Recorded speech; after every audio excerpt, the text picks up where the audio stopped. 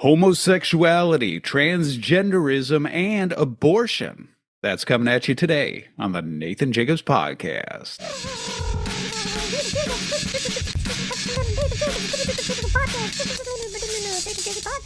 Hey, everybody, welcome back to the Nathan Jacobs Podcast. As always, thank you for tuning in.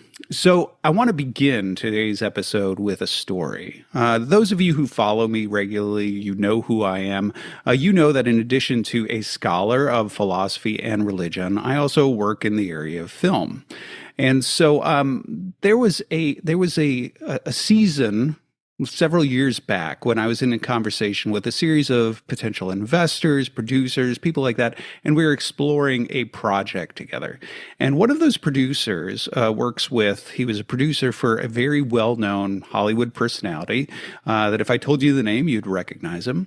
But I'm going to hold that back because that's not the important part. The important part was that at some point within this conversation, because this exploration we were on, right, this speculative conversation had to do with not just one project, but several projects, really sort of building a sort of franchise of sorts together. There were questions about, well, how well can we work together on these projects? And that question really opened the door to, what are some of your red line issues? Things that if we cross this line, you're like, look, we can't work together. And so we opened the floor to have that open conversation, transparent, nobody's listening, nobody's watching, just tell us honestly where you're at with certain things. And this producer ended up taking the lead, right? He was the one who ended up saying, well, I'll go first, right? And he started to talk about LGBT stuff. So he talked about growing up as a theater kid and working within the arts all his life. And so he knew a lot of homosexuals, and he's just seen, too many stories of people who weren't accepted for that lifestyle because of that lifestyle. And so for him, that's always been just an area of great sensitivity to him, and it's a social issue he really cares a lot about. And so if we weren't on the same page about that, then, we wouldn't be able to work together. And so after he laid that out, it was my turn. I said, okay, I'll go next. And I just was candid about the fact that we weren't on the same page about that. But how I started in on that was I said this. I said, look, I'm a philosopher, right? I am somebody who has explored the world of ideas, devoted myself to that, the seeker of truth and of wisdom. And through my exploration of that, one of the things that I've always bristled at is fundamentalism. I don't like fundamentalism of any kind, where there are just certain sacred cows that you can't touch, right? You can't ask certain questions. You can't explore certain possibilities. You can't do honest inquiries in certain areas, right? There's just certain untouchable things. And because I'm a philosopher who really has an issue with fundamentalism, I don't like it. I said this is one of the reasons why I really dislike a lot of LGBT ideology within our culture, because it is the fundamentalism of our secular culture. It is just an obvious good to be part of the LGBT community, and to question that or to dissent from that is actually something that is anathema. And it is something that will get you socially outcast. It's something that will get you canceled. It's something that is just not permitted because within our culture, it is obvious. It is obvious that that is not only permissible, but it is a good to be celebrated. And I went on to say that as a philosopher, I have a real problem with that, because part of the, sort of cultural presumption surrounding that ideology is that the only reason anybody would dissent, the only reason somebody would think otherwise, is because they are some sort of religious zealot who believes that a certain book was spoken by God and that book prohibits it. And that's just ridiculous, the idea that you would ever think that or you would advocate that. And I said, and the fact of the matter is, that's just not true. If I were a Kantian, I could sit here and offer an assessment of homosexuality. And Kant is not a Christian. As far as we know, at least in terms of his forward-facing philosophy, Kant is largely an agnostic, oftentimes treated as an atheist or a non-realist. I think he's just an agnostic. But he is an agnostic. He doesn't have overt religious commitments within his philosophical framework. And in terms of his ethics, it's a deontology. It's not a divine command theory of ethics that's looking to the Bible for guidance. It is a system of ethics, which we'll talk about in today's episode, that if we applied it to homosexuality, we would come to the conclusion that homosexuality is absolutely not morally permissible. If I were a Stoic, right, the Stoics, pagan philosophers, right, these are not Christians. I'm just a pagan philosopher who advocates for natural law ethics. I would certainly come to a similar conclusion that this is somehow morally impermissible. And I said yes, in terms of, philosophy that moves into the realm of religion, we could also forward, Thomistic natural law theories, which would be a specifically Catholic natural law view of ethics, where you'd come to the same sort of conclusion and so on. And so I said the problem is that actually the majority of ethical systems would deem homosexuality to be morally impermissible, that it would actually be something that is immoral, right? Morally impermissible. And I said, and there's very few ethical systems that would actually give way to saying that it is permissible. And even those, it's kind of dicey. It's kind of like, well, a maybe, depending. So the idea that I, as a philosopher who does have training in ethics and in metaphysics, couldn't come into this conversation and say, like, look, I'm going to assess this question, right? This question about homosexuality, and I'm going to come to a conclusion that actually, dissents from the broader secular consensus, not on the basis of the Bible, but on the basis of Stoicism or on the basis of Kantian deontology or something like that. And that would be just deemed, reprehensible and impermissible and would somehow be a detriment to my career or to my social status or whatever. I said, I just find that actually something that's reprehensible. The idea that our culture treats it as a sacred cow that you can't really talk about or question because ultimately this is the secular fundamentalism. And I just don't like fundamentalism. I'm somebody who likes asking hard questions and digging into them from the perspective of metaphysics and metaethics and the rest. So what was interesting is that this producer, in response to that, took a very different posture, rather than the prior posture where he asserted this with sort of great moral zeal. He suddenly realized that he doesn't know anything about ethics. And he actually said as much. He said, okay, he's like, help me understand.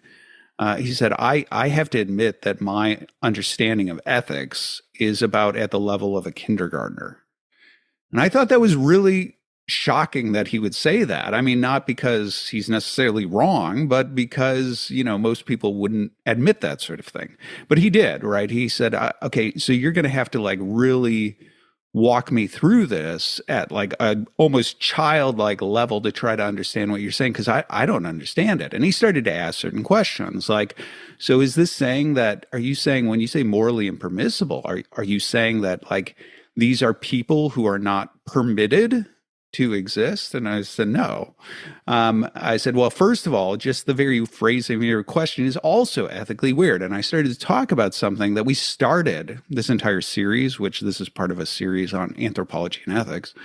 I started to talk about a certain aspect of anthropology that we discussed in episode 1, I think it was. It was a while ago. I think it was episode 1. But where I said, like, look, the very idea that somehow you are identifying a person according to their sexual inclinations is itself historically weird. I said, historically, you don't have this notion that people are homosexuals, right? That somehow their sexual inclinations or kinks or whatever you want to call them are actually their identity. That's what I am. And I talked about the idea of the passions, the idea that the passions, we have an animal nature. The passions are basically pre-volitional responses to external stimuli. When we perceive that something is a good, we incline toward it. When we perceive that it's a danger and evil, we recoil from it. And morality has to do with the fact that you as a rational animal have the ability to do something that animals typically don't do. You have the ability to look out into the world and discern something about the order of nature, about the nature of yourself, about your place within the world, and make certain judgments about whether or not those passions and those inclinations are good and in keeping with the order of nature and your place within it, or whether they're contrary to it. And I said, and that's the entire basis for morality and the formation and virtue and things like that. So the idea that somebody would just say, well, just because I am inclined in this way, I said is just weird. Like, historically speaking, that's just an odd thing. And so, no, right? If I were a Stoic and I looked at this inclination, I decided that it was contrary to the order of nature, I wouldn't say, well, I am a homosexual, but I'm going to repress that. What I would say is that inclination is contrary to the order of nature, and so I'm going to reject it, right? And I'm going to choose to operate in a different sort of fashion. That was, you would just look at these inclinations as just that, right? They are animal responses to external stimuli. All they tell you is that you're an animal and that you have perceptions, right? What you are is actually something that is determined by choice, right? And when you're talking about becoming something, you're really talking about becoming virtuous or vicious, something like that. Or I suppose becoming musical or artistic, right? If you're talking about cultivating those types of skills. But in morality, you're talking about becoming virtuous or vicious. And so the entire question is just, is that inclination that I'm experiencing one that is in accord with virtue or not? And so, no, the very framing of the question, are these people, right, this group over here, are they somehow morally impermissible people? And I said the answer, it's the question itself is reflective of a certain odd anthropology that we've adopted here in the secular West, which is that somehow your proclivities are your identity. That's who you are. That's the true you beneath it all. Whereas historically, if you were Stoic or you were a deontologist or something like that, you would just identify your inclinations as just that, right? They are pre-volitional inclinations in response to external stimuli. Those inclinations are not, in fact, your identity, right? And so that's why you as a rational being have the ability to accept them or reject them in accord with your assessment, your use of reason to assess the world and whether or not they're in keeping with virtue or not. And so who you are really has more to do with how you form yourself, what you become, whether you're becoming virtuous or vicious or something like that. And this was sort of like I don't know how to process this, because for this producer, this was a moment, because he just looked at that and was like, I haven't really thought about it. And ultimately what was interesting is he backed off of that issue is saying, well, okay, well, I'd be okay with you, right? Your assessment, your position, which I went ahead and I divulged. He's like, I actually don't find offensive. So I guess we could work together. But that is an example of when I've talked about these sort of level 4 conversations, that's a good example of one, right? Where you're starting at this sort of assertion, this level 4 assertion where I assert my position, right? I'm opposed to abortion, or I'm in favor of abortion. And then level 2, you start to flesh out your premises, right? Because I'm a full-throated feminist who thinks that this has to do with a woman's right and, the government, yada, yada, yada, right? Builds the case for that, which, as I've pointed out, isn't really building a case. It's a series of undefended premises that stand upon a certain unspoken ethic and an unspoken worldview. Now, you might be able to infer it, but it hasn't been fleshed out at that sort of level 2. And level 3 is where you actually start to define your terms. You start to say, well, what do I mean by right and wrong? What do I mean by rights? Where do I think these come from? How do I think they're grounded? And then you actually begin to flesh out the underlying rationale that's behind that. And that's really where the true disagreements start to come to light. And then beneath that, you have level 4, where you actually go into metaphysics and you talk about the underlying worldview that sits beneath it. Whether or not the world originates from something like a mind, whether or not it's providentially ordered, whether there's an objective order to reality, et cetera, et cetera. And so this is a good example of that, right? Because he was starting at this sort of level 1 assertion, maybe at a level 2, because he's sort of giving some background of what he means, and why he's come to this. But really what I tried to lay out for him was just saying, like, look, at that level 3 assessment, your conviction at level 1 and 2 that obviously this is morally upright, and any rational person, any good person, whatever that might mean, would aside, with the LGBT community. I just was fleshing out that, that's actually not really true. And then sort of dragged him down into the level of, level 3 to have that discussion, because that's where the real discussion takes place. And it was fruitful, right? Now, that all is set up for what I want to do here today on the podcast, because what we've been doing in this, dragged out series is really looking at anthropology and ethics. And I started by exploring anthropology, just how did certain pagan philosophers and pagan philosophies see the human person? How did they understand the nature of the world and the human person within that world, and so on? And then I moved from the pagans into the Christians, and then on from the Christians and the medievalists into like modern philosophy. And I showed this sort of evolution of anthropology, this evolution of worldview, and the critical questions that are there. Many of those being things like providence, right? The question of whether or not the world is ordered by something like a divine principle, by, a divine principle that you would call logos, right? Reason or word, whether it's ordered by something like mind, right? Nous, or whether or not it's ordered by something like love, right? But either way, the question of saying, is matter actually ordered and ordered by some higher divine principle? That's the first fork in the road, right? Between the providentialists and the anti-providentialists.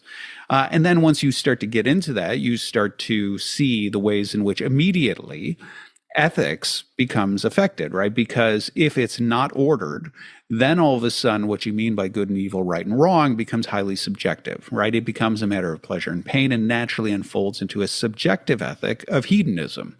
Does this make me generally happy? And happy in this context now means I have a pretty decent, consistent level of pleasure and minimize pain. On the contrary, if you're a providentialist, all of a sudden you have an objective morality where you're saying, look, the world is ordered in a certain way. There are certain structures to that out there and to me in here, and I fit within that. And so now morality has more to do with the innate and structured goods of reality. The eye has an innate form, which carries with it an innate purpose, right? The eye for seeing, the ear for hearing, things like that. And so when we talk about good and bad, what we're really talking about is we're talking about ontology. We're talking about something that is in accord with the nature of thing or contrary to it, whether it's in accord with the order of nature or violates it. And then when you introduce freedom, reason, and free choice, now you start to get moral goods and evils, where we, as rational beings, have this very odd capacity to assess the order of nature and decide whether or not we want to operate in harmony with it or violate it. And so now you're into some type of objective ethic. And we saw the ways in which this unfolds into certain forms of virtue ethics in certain characters like Aristotle. We saw the way it unfolds into things like natural law amongst the Stoics. And then we saw the ways this actually moves forward, this anthropology and all the rest moves forward into things like the Christians, the Jews and the Christians, Alexandrian Judaism largely, and then, Eastern and Western Christianity. And we saw the way, obviously, they are on the side, right? No surprise, right? That the Jews and the Christians are on the side of providence, right? That the world actually does originate from a divine principle and that it is ordered. And because it's ordered, there is an objective morality. And so we also saw that with that, there was a tendency to affirm the thinking about virtue ethics, that there is such a thing as a properly formed, well-formed being, and that they use the language of virtue to describe that. We saw that many of them were advocates of natural law, the idea that somehow the order of nature itself is this blueprint that tells you something about the right way to be within the world. And then obviously what you also would see is you see the addition of divine revelation, the idea that, and this divine ordering principle actually tells you how you should conduct yourself in the world rather than just leaving it to reason for you to inductively discern, and then, maybe get it right, maybe get it wrong. God gives you cliff notes, so to speak, so that you're like, okay, here's the way that I ought to go. And that actually was one of the reasons why, classically speaking, Christianity had always seen divine revelation and natural law as in harmony. That in some ways, what you've received is you've received word from the Logos that this is the way you ought to live. And so now you should be able to reverse engineer that and understand the rationale. And so the Cliff Note version of this is actually a pretty good analogy, right? It's the idea that, out there, the world is a certain way, and it's possible for you to discern the order of nature and understand what is right and wrong and come to conclusions just from natural revelation of how you ought to exist in the world. But of course, somebody like Thomas Aquinas is going to say, well, yeah, but you're fallible. You can get it wrong. You can make faulty inferences, and that's where divine revelation helps. But nonetheless, it was still this objective ethic rooted in things like virtue ethics, natural law, and of course, divine revelation. And then we talked about the ways in which you start to have the introduction of nominalism, which is something that ends up being initially introduced pietistically. And as those who, listen to this podcast regularly have heard ad nauseum, the difference between nominalism and realism is basically this. The realists believed that when you and I look out into the world, right, and we see genera and species and common properties and structures to reality, the realist says, well, the reason we see those, the reason the mind automatically begins to think in those ways and categorize the world in those ways is because those are real structures, right? The world actually is composed of genera and species and common properties because we are providentialists, right, who actually believe that it is ordered by something like a mind. So the divine mind has actually ordered things according to certain structures, and our sort of small replica, right, our small mind ends up discerning those structures. And so that's why the mind does that, because they are real. They are actual features of the world. Whereas the nominalist actually says, like, no, the world is not actually, those structures are not real. Those are mental fictions that we come up with in order to impose on the world, in order to understand the world, in order to create a certain type of structure for the way we might think about the world. But that's all up here, right? It's all up in the mind, not out there in the world, as it were. Now, interestingly, nominalism obviously ends up becoming the favored philosophy of agnostics and atheists. But initially it's introduced, as I talked about, it's introduced pietistically by people like William of Ockham, who is a Christian. And the reason is because realists tended to talk rather, candidly about the fact that there are certain things that God can and cannot do. He cannot, for example, make a free creature and then also determine what that free creature does, right? That lands you in a contradiction, and so not even God can do that. In other words, contradictions are contradictions even for God. But the nominalists didn't like that, right? They didn't like the phrase God can't, right? And so what they really wanted to say is like, no, those logical structures are our logical structures. They don't apply to God. God transcends those. And so for that reason, and that was actually historically wildly divergent from Christian tradition. And you can see this, I've published on this quite a bit, that in the Arian dispute, the first major ecumenical dispute that gives rise to the Council of Nicaea and the first draft of the Nicene Creed, you can see quite clearly that Christianity is metaphysically committed to realism. But this is actually one of the reasons why nominalism was suspected of being a Christian heresy, right? It was not actually embraced as something that was mainstream, acceptable historical Christianity. But nonetheless, that seed was planted, and within modernity, you had a lot of people, since everything was up for grabs, once modernity rolls around, everything was up for grabs. You had a lot of people who were saying, well, let's toy with rejecting realism. Let's reject Aristotle. Let's reject a lot of the classical metaphysics. let's embrace empiricism, the idea that the most real stuff is what we can see, taste, and touch. And then with that, naturally, they started to embrace nominalism. And this was true of both Christians and non-Christians alike. So people like John Locke was a professing Christian, but he also is a nominalist, right? His essays on human understanding open with an attack on Platonic ideas because he is a nominalist. Now, I should say here, of course, empiricism, it wasn't as if in modernity everybody became empiricists. You still had scholastic philosophers who still had classical metaphysics. You still had rationalists who still also had like Platonic leanings. But amongst the empiricists, those who ended up embracing empiricism in modernity, nominalism went hand in hand with it. Empiricism was a nominalist philosophy. And in the series, what we saw the ways in which once you embrace nominalism, even though people like Locke wanted to introduce a type of objective ethic, a type of consequentialism that says, look, certain actions have consequences and those consequences end up telling us what we ought and ought not to do, it was very difficult for them to hold on to that, right? Very quickly, for reasons that I've talked about and actually talk about at length in the inaugural episode of this podcast, the most important question, which if you're interested in this history of ideas, I'd recommend you go listen to that. But for reasons that I talk about in there, empiricism begins to quickly unfold into a form of skepticism. Reason begins to unravel in its hands. And with that, what starts to unravel as well is theism, right? A commitment to some sort of groundedness in providence. And then also with that, objective morality. And we saw the ways in which that begins to unfold into various forms of consequentialism, utilitarianism, which, while on the one hand having this sort of air of a certain type of objectivity, right? An act is judged by its utility to bring about, happiness in the sense of a generally pleasant state of affairs. Morality ends up taking a highly subjective tone because it really is a subjective exploration of what causes pleasure and pain. And so you end up going full circle back to the forms of hedonism that you see amongst the pagans.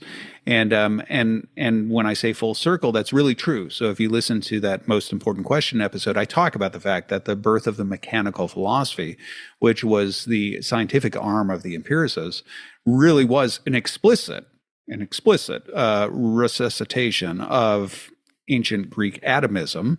In ancient Greek atomism, the Epicureans were the ones who were the hedonists, right? So that's not projection, that's not inference, that's just overt. That's the nature of the history. And so anyway, so I walked through in our first couple of episodes, I walked through the ways in which the evolution of a certain type of anthropology ends up unfolding into a certain type of ethic.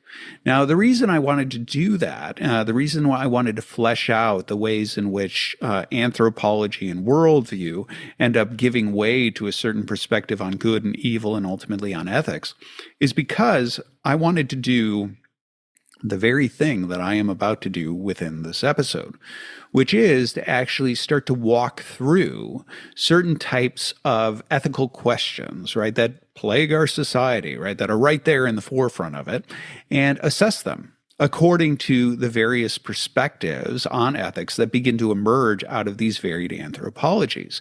And the reason I wanted to do that is I wanted to do it because that is a way of doing a couple of things. First of all, it takes us down into that sort of level 3 discussion where we're able to talk about these things, not so much as a cultural flashpoint or something like that, but just from a simple perspective of saying, well, let's just play ethicists for a minute. Let's actually look at what we mean by good and evil, right and wrong.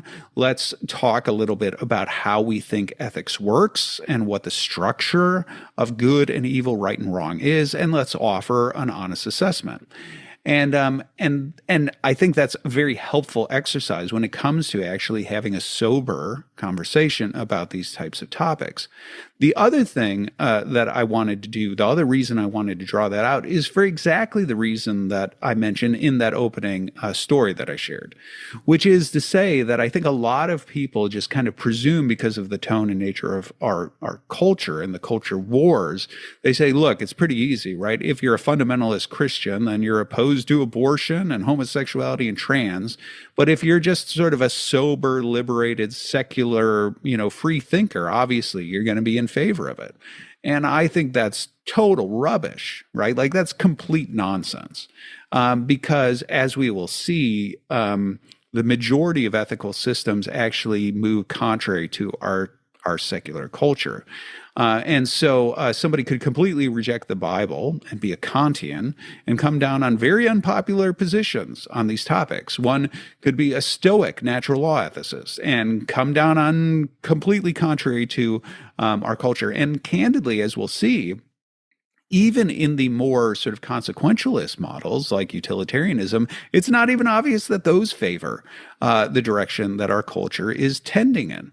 And so I think my hope, at least, is that that sort of thing is illuminating for people as a way of sort of reframing how they begin to think about these topics, rather than just looking at them as like, look, you have the Christians over here and the secular free thinkers over there, and the Christians, based on their Bibles, think this, and the secular free thinkers think that. I would like to very much disrupt that sort of nonsensical way of framing things here by actually offering just a sober way of assessing these things.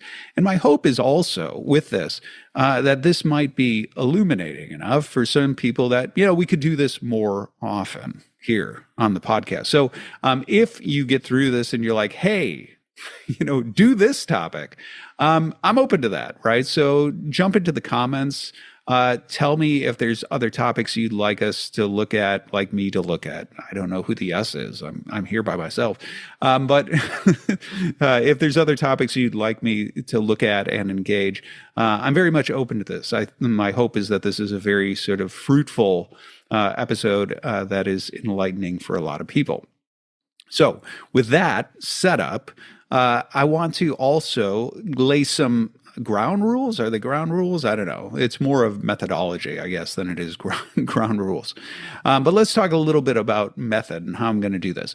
When it comes to ethics, there are all sorts of ethical systems out there, and I talked about these. I touched on these along the way. So I talked about the fact that you could differentiate virtue ethics from natural law ethics. So you could talk about like Stoic natural law versus, say, Aristotelian, virtue ethics, and you could differentiate those two. And then I talked about the fact that in Thomism, virtue ethics and natural law end up being merged together, and something similar happens within the Eastern patristic context as well. But then also added to that is now you actually have scripture. So now you have this merger of virtue ethics and natural law, plus you have scripture, which is believed to be revelation from God that comes into the mix in terms of how to assess these things. Within the introduction of nominalism, what you get is divine command theory. And I talked about this fact, right, that with divine command theory, what you have is you have the idea that, no, there aren't objective structures to nature, right? For the natural law ethicists, they would say, like, look, rape just is immoral, like by the very nature of reality. It just is wrong, and not even God can make it otherwise. That's how realists tend to talk, right? That those structures are real, and they are real not just for us, but for God as well, because he's the author of those structures. And so realists are fine with saying, like, look, rape is wrong, right? It violates the order of nature, and not even God can make it otherwise. Divine command theorists, on the other hand, because they've actually gone the route of saying those structures are not innate to reality or to God, they actually are sort of bound to say, well, maybe God has commanded things that would make rape wrong, but he could make rape morally permissible or even virtuous. And this is sort of the thing that weirds people out, I think rightly, about divine command theories, because it gives you this sort of sense that says, like, oh, so God could make torturing infants for fun morally upright? That doesn't sound right. And what does it even mean that he is good if basically whatever he does is good? And so anyway, that gets into weird territory, but nonetheless, there is a different form of divine command theory that happens there. And now all of a sudden, divine revelation is the main thing, right? What God commands becomes basically the sole basis for ethics. It's not as if that's a cheat sheet. That just is the only basis for ethics. So that's kind of a nominalist. That's a theistic nominalist, sort of form of ethics. And then obviously you have, once you hit modernity, you start getting a variety of forms of consequentialism. And so once nominalism takes hold, now when you're starting to talk about good and evil, right and wrong, you're back to a form of, hedonism, where right and wrong, good and evil have largely to do with pleasure and pain. And so the natural move in ethics is to move to a form of consequentialism, where you're saying, like, look, certain actions bring certain consequences. And so you get certain, natural law, versions of natural law later in modernity that are consequentialist. And I talked about this with like John Locke. So a lot of people, when they think of natural law, they probably think of things like, hey, kids, don't go have sex with multiple partners. You might get an STD. Or who knows, you might get pregnant outside of wedlock. You don't want that, right? And they're talking about consequences. That's actually not traditional natural law, as I've talked about in past episodes. So that is a form of consequentialism. Obviously, utilitarianism is also a form of consequentialism. And these are also they're not just consequentialist ethics, but they are also forms of hedonism too. And so because hedonism is not actually, and this is something I've talked about in the previous episodes, hedonism is not really, it's not the claim that says like, hey, just go and have sex with everything that moves and get smashed and whatever else. Hedonism, because it's aimed at a balancing act between pleasure and pain, it ends up being very moderate, historically speaking, right? The Epicureans, their form of hedonism is not, basically debauchery. It is very moderate. But so you end up having forms of hedonism. Utilitarianism really is a form of hedonism because of how it defines happiness, and because the thing is judged by its utility to bring about, a generally happy or pleasant state of affairs versus, and reduce pain, that sort of thing. Its utility is what determines that. And then obviously you have these other forms, like fans of Ayn Rand would obviously be familiar with ethical egoism, which is another sort of nominalist empiricist sort of framework, which is also a form of consequentialism. And then we could also throw into the mix deontology, which we didn't talk about, but we will talk about here, which this is Kant's form of ethics. Now, I just say, like, you have all those different ethical systems, and I think it would be problematic. It would be cumbersome and problematic to sit here, and actually probably redundant, to sit here and go through and assess a topic from every one of these ethical systems. So instead, I've decided methodologically that what I want to do is I want to actually use 4 representative ethics. So what are they?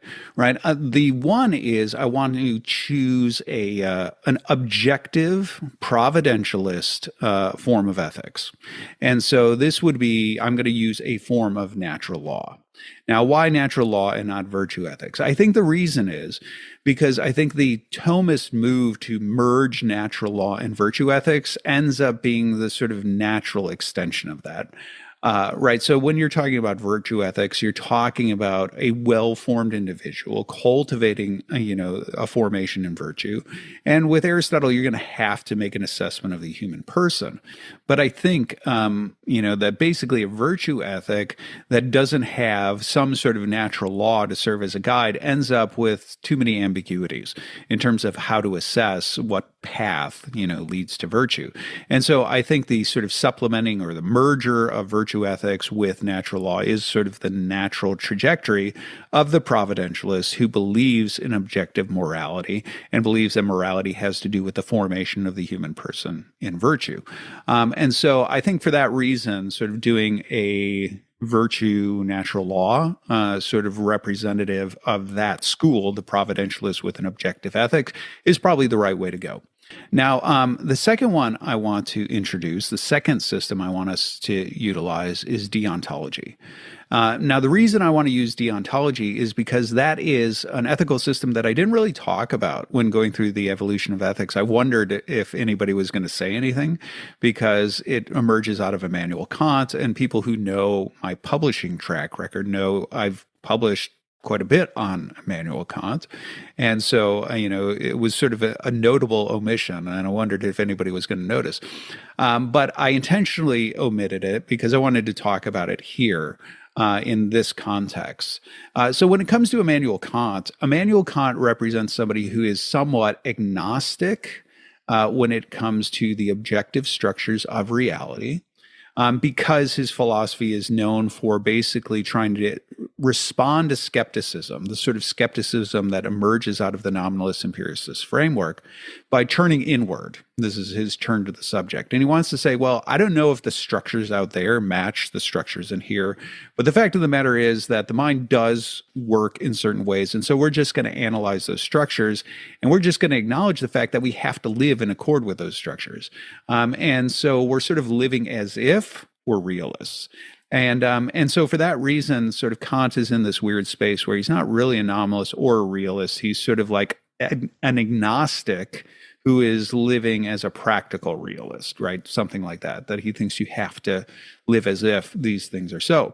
And then similarly, on the theistic or the providential side, Kant is, again, an agnostic. I think the atheist reading of him is rubbish, right? Kant's system requires that you live as if God exists. And even though Kant rejects the proofs for the existence of God, he just as clearly rejects the dogmatism of atheism.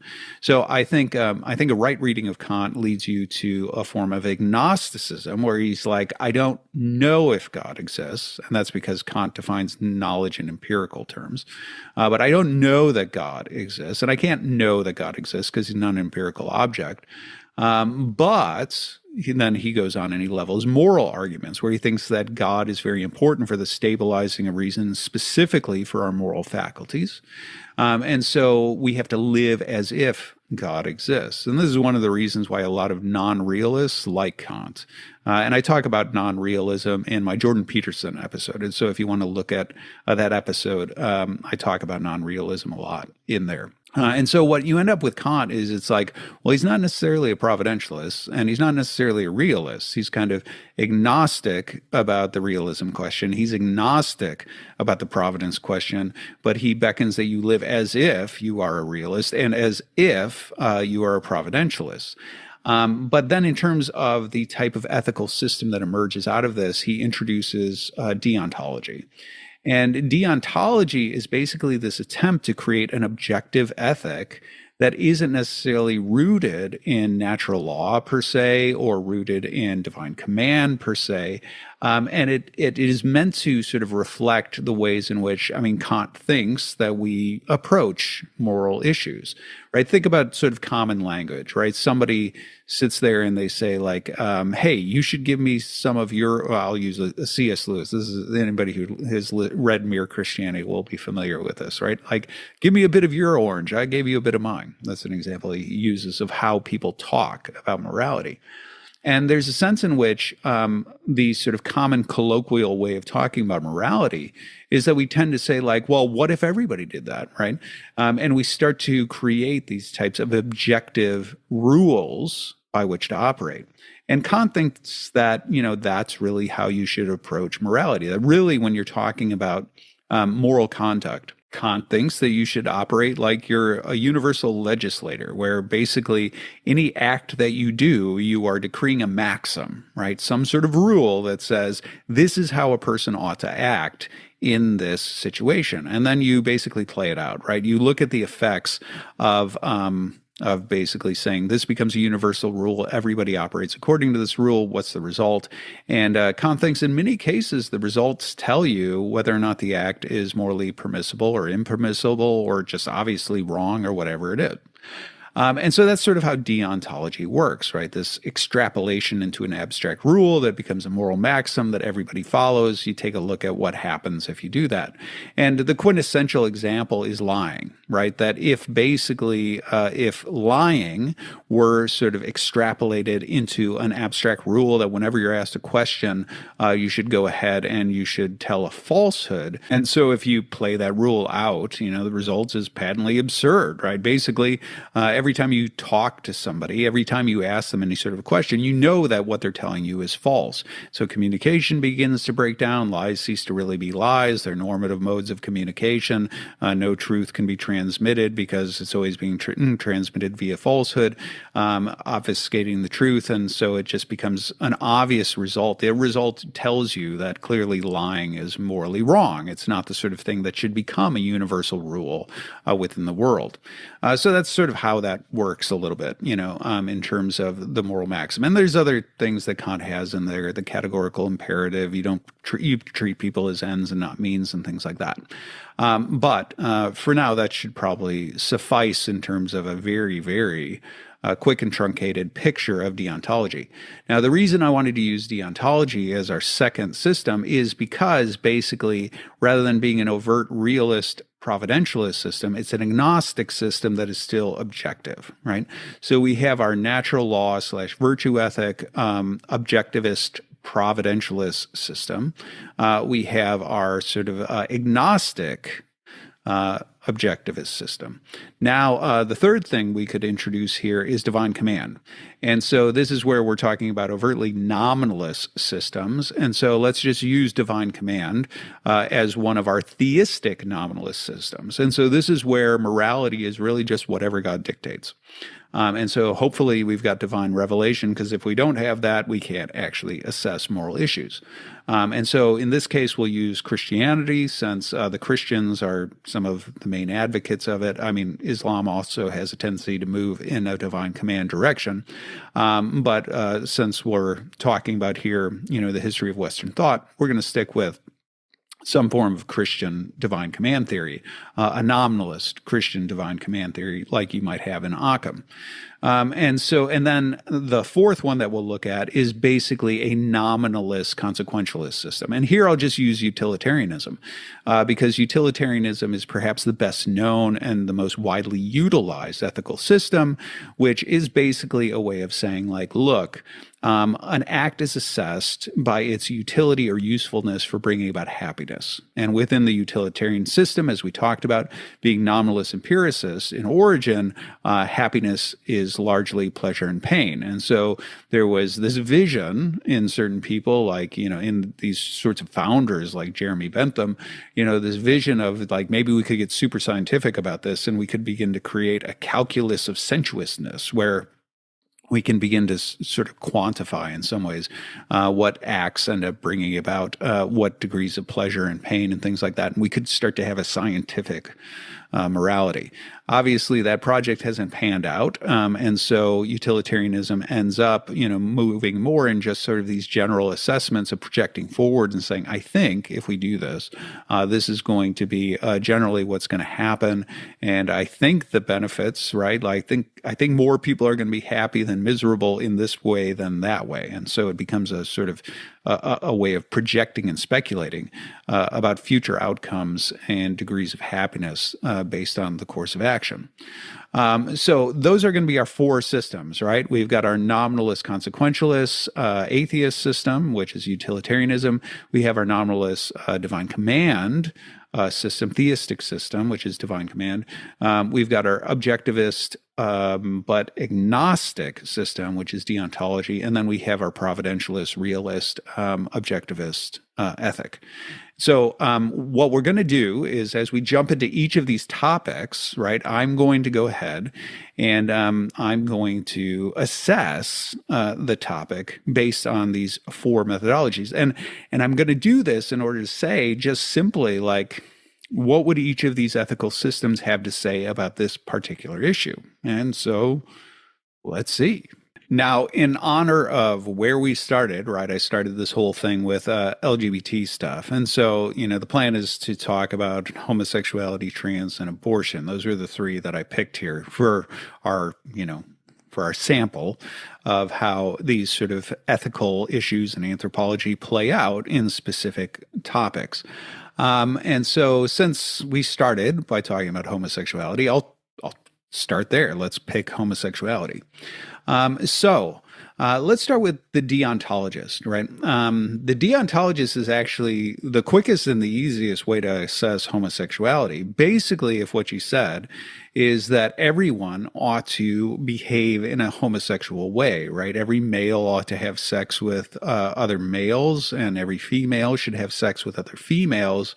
What would naturally happen as a result of that moral rule, that moral maxim that you are putting out there into the world? Well, the result would be that within a single generation, the human species would cease to exist because no one would be procreating. And so for that reason, the idea of a homosexual relationship actually becomes the act of homosexuality extrapolated out into a universal rule that everyone must abide by, naturally shows itself to be morally impermissible according to deontology. Now, I'm anticipating all sorts of immediate objections that would want to come back and say, well, what if, the rule was that you also have to go ahead and basically take, sperm, and you take eggs, and you have to basically artificially begin to produce children or something like that, or you try to come up with other sorts of qualifiers along those lines, like that only people who have this sort of proclivity, should act in a homosexual way or something like that. And I realize that obviously that's going to be the natural reaction to this. But the problem is deontology doesn't really allow that sort of thing, right? Because the idea is that having created a general universal rule, it's not moving into an idiosyncratic sort of direction, right? It's not a situational ethic. It is an ethic that is basically trying to look at the act per se, right? The act as such, and extrapolate it out into a universal rule and say whether or not it is morally permissible or impermissible. So I understand the inclination to want to say, well, let's nuance this in some way, but I actually think deontology would pretty immediately just offer an assessment that says, look, the very fact that the act forces you down these sort of weird dystopian roads where what you would have to do is you would have to actually begin to harvest the reproductive material and begin to grow kids in labs and begin to place them in families where they don't have both mother and father and all this sort of stuff, just sort of shows you in itself that those sorts of ways of trying to scurry and put back together the world it's going to demonstrate that the act is problematic, inherently problematic. And so from a deontology perspective, you'd immediately be like, no, I don't think we can actually justify this act. This act seems to reveal itself to be morally impermissible. Okay, so that's sort of our agnostic providentialist, agnostic on providence, agnostic on realism, but objectivist approach tends to lean in that direction, I think, right out of the gate. Now, let's talk about the providentialists, right? Let's say, the natural law virtue ethicists. Natural law, as I said, in classical natural law, not consequentialist natural law, which is not real natural law, but the classical natural law actually has to do with the order of nature. And so again, this is the sort of thing I've talked about in past episodes, specifically within this series. But the entire sort of notion of natural law that says, hey, kids, don't have sex with lots of partners because you might get an STD is actually consequentialism. It is not natural law, even though it sometimes parades around as natural law. Natural law, classically conceived, has to do with realism. It has to do with the idea that the good and evil of a thing has to do with ontology, right? The eye for seeing, the ear for hearing, that sort of thing. And so when you're talking about morality, you're talking about a rational being who now has the ability to introduce moral properties into the world. And so we have this peculiar ability to assess the world and determine whether or not something we might engage in, like scratching the eye, is in keeping with the order of nature or contrary to it. And since, scratching my eye with a needle or something like that ends up violating the proper form of the eye and hindering its proper function or telos, its purpose or its end, which is to see, that indicates that that would be an evil to the eye. And so me as a moral being who is introducing that sort of act now has engaged in an immoral act. And so from a natural law perspective, when it comes to homosexuality, if we were doing like a Stoic or a natural law sort of, Stoic natural law or some sort of other sort of brand generically of natural law, what we see immediately when you're talking about homosexuality is you see an obvious sort of case that homosexuality is contrary to the order of nature.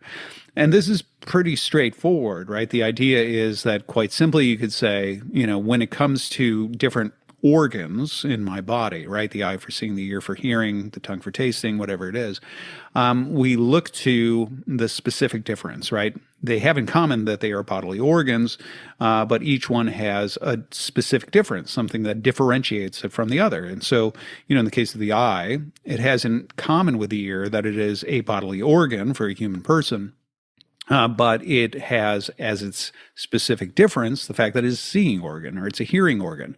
And when it comes to, male genitalia, you're talking about a reproductive organ. And when you're talking about the female side of the female reproductive organs, again, they betray that they are there as part of the, the reproductive process. Now, yes, okay, there are also obviously other things like the clitoris, for example, that are there in order to produce pleasure. But the fact that those things are joined together indicates that there's actually a connection between the pleasure and the reproductive purpose of those. And so, like from a natural law perspective, for example, a simple sort of parallel would be something like this. Obviously, when we look at the digestive system, we understand that it has to do with breaking down foods and distributing nutrients to the body. Obviously, there are also pleasure centers involved in that, where eating brings a certain amount of pleasure, eating certain things at least does. And so those two things are connected. But when you move into something like bulimia, where you eat something and then you vomit it up, where you're harvesting in some ways whatever it is that you get from the eating process, pleasure or whatever it may be, and then you're trying to cut off basically the distribution of nutrients to your body. Now you're engaged in something that violates the order of nature because you're sort of disconnecting those things. And so from a natural law perspective, it's not to say that sex has no connection with pleasure, but it is to say that the pleasure of sex is also tied in with other ends, such as reproduction. And so when you excise it from a context in which that just becomes inherently problematic. And then when you add to that, right, that there are certain modes of specific sexual activity within this, and I trust I don't have to be terribly graphic here, but that involve, violence to the body, right, things that can be physically detrimental and harmful to the body. You now have sort of these compounding reasons why you've moved into a mode of sexuality that is contrary to the order of nature. And so in this sense, what you're going to have inevitably is you're going to have a natural law assessment that says, look, based on, the order of nature, providence, and natural law that follows from that, this is evidently something that's contrary to the order of nature, and rational beings should be able to discern that, understand that, and not engage in it. And so natural law, too, is going to recommend saying like, hey, step away from that. Now, what about divine command? Now, this is the one that I think, again, culturally people presume most Christians are, even though historically speaking, Christianity has largely not been divine command theory. As I said, William of Ockham and the Nominalists generally were suspected of heresy because this is so divergent from Christian ethics. Christian ethics, East and West, had largely been realist, providentialist, natural law in orientation. And so the idea that basically Christians have no reason for opposing homosexuality other than, that they've got this book that they think God gave them and it says not to do it. That's nonsense, right? Historically speaking, that's nonsense. Now, maybe there are some, Protestant fundamentalist Americans who are unfamiliar with historical Christianity and historical philosophy, and that really is their rationale. It's just because God has said it's not okay. But historically speaking, that would be very unusual in terms of the Christian tradition. But because we are here exploring a variety of ethical approaches, let's go ahead and insert it. This one, I think, becomes pretty obvious as well, because it basically becomes a question of saying, well, has God said anything about homosexuality? And obviously, I'm not going to go down a rabbit hole of like sort of combating all the different sort of ways in which pro-LGBT activists try to reread the Bible. Just suffice to say that I'm going to say, based on myself as somebody who actually is, a historical theologian and whatnot, I'm just going to say that I think it's quite clear that the biblical texts about homosexuality, which are present in both the Old Testament, it's prohibited clearly in the Old Testament, is also reasserted and prohibited in the New Testament. And then in terms of its reception and how that was always read, the community to whom this book belongs, right, the ones who actually told you what the canonical texts are, also interpreted it that way. So if you look at canon law and you understand what the church fathers have to say and what the church generally had to say about homosexuality, they also concluded that it was prohibited as something that was both contrary to the order of nature, but also prohibited by the scriptures. And so canon law, right, this sort of rule from these councils that tell basically clergy how they're supposed to spiritually guide people, it guides people away from homosexuality. And so, as I said, like historically speaking, that was paired with natural law. But just from a divine command theory perspective, if you were to get rid of that and say there is no order of nature, it's just a question of what God has decided, and we're going to look to this text in order to answer that question, inevitably what's going to happen is that the Old Testament, the New Testament, and canon law is all going to point in a common direction, which is to say that it's not morally permissible. It's contrary to the commands of God. So there again, so now we are, 3-0 against homosexuality. And so now let's move over to basically a nominalist, atheist, utilitarian, consequentialist sort of ethic and see if we get different results. Now, I think the presumption that a lot of people are going to have is that obviously, utilitarianism is going to side in favor of, homosexuality. I'm not convinced that that's immediately true. It's possible, right? I think utilitarianism has more questions about it than the other systems of ethics would. But it's not clear to me that it actually is an immediate slam dunk that it would be in favor of it. And here's why. Well, the first question you have to ask when you're dealing with utilitarianism is you have to ask, are we talking about like sort of a more individual utilitarian or a more cultural utilitarian? I talked about this when I was talking through the history of ethical systems. So there are different models of utilitarianism. Some have more to do with the individual, and they try to sort of narrow the circle to like my individual circumstances. But other utilitarians recognize that you're part of a complex social network, and that for that reason, when assessing the utility of an act, you have to go beyond just my own pleasure, right? Because if we really just isolate it to me and we say, it's just my own pleasure that matters, now we get into really weird territory, right? We run into weird territory like if I'm a serial killer who takes a great deal of delight in abducting little kids and torturing them and mutilating them and chopping them up and eating them and burying them in my walls or something like that. And I can successfully get away with that for the rest of my life, then my pleasure goes up. In terms of theirs, yeah, it's misery, but I'm going to kill them, right? And so maybe like we tweak it, right? I kill them right away, and I kill them in a way where they didn't even know they've really been abducted, right? I get them into my van and I immediately, use what is it that's used in like It, right? Or in No Country for Old Men, whatever that one where you drive the spike into the head of like, an animal that you're gonna, kill and slaughter. So you've got one of those, right? Hey, little kid, come over here, see my puppy in my van. Boom, you do that. And then you take them home and they're dead, right? They didn't even have misery, right? They're just immediately, done with, and then in terms of my own pleasures and things like that. Now, obviously, this is where utilitarians want to say, like, look, there are other considerations to take into account, because even if you can sort of minimize the pain that's involved in the kids and the victims and maximize your own pleasure, the fact of the matter is those kids have families. And now you're perpetuating like the misery or the unhappiness that's out there. And so even if this act had a high degree of utility for you, socially, it ends up having, ripples where it's actually proliferating more unhappiness and misery through multiple families and communities, and causing, anxiety and worry and things like that.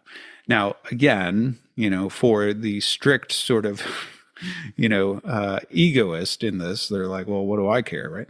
But this is one of the reasons why utilitarianism has tended more often than not to say you've got to consider the broader sort of ripple effects. You can't just isolate it to the individual's pleasure. You have to consider the broader consequences for the culture as a whole.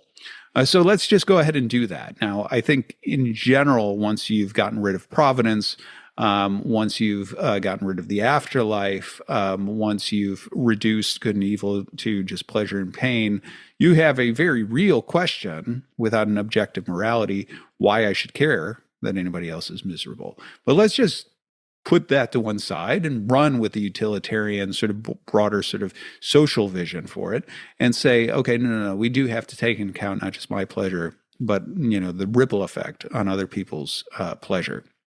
Okay, now all of a sudden our serial killer can't do that, because he's clearly, while he's raising his bar of pleasure by doing this, he's sending a host of consequences out into the community, making families miserable and despairing. Maybe marriages are breaking apart. The community is in turmoil, wondering where these kids are going, and so on and so forth. Right. So clearly, this becomes bad and morally impermissible. Okay, fine. We'll run with that.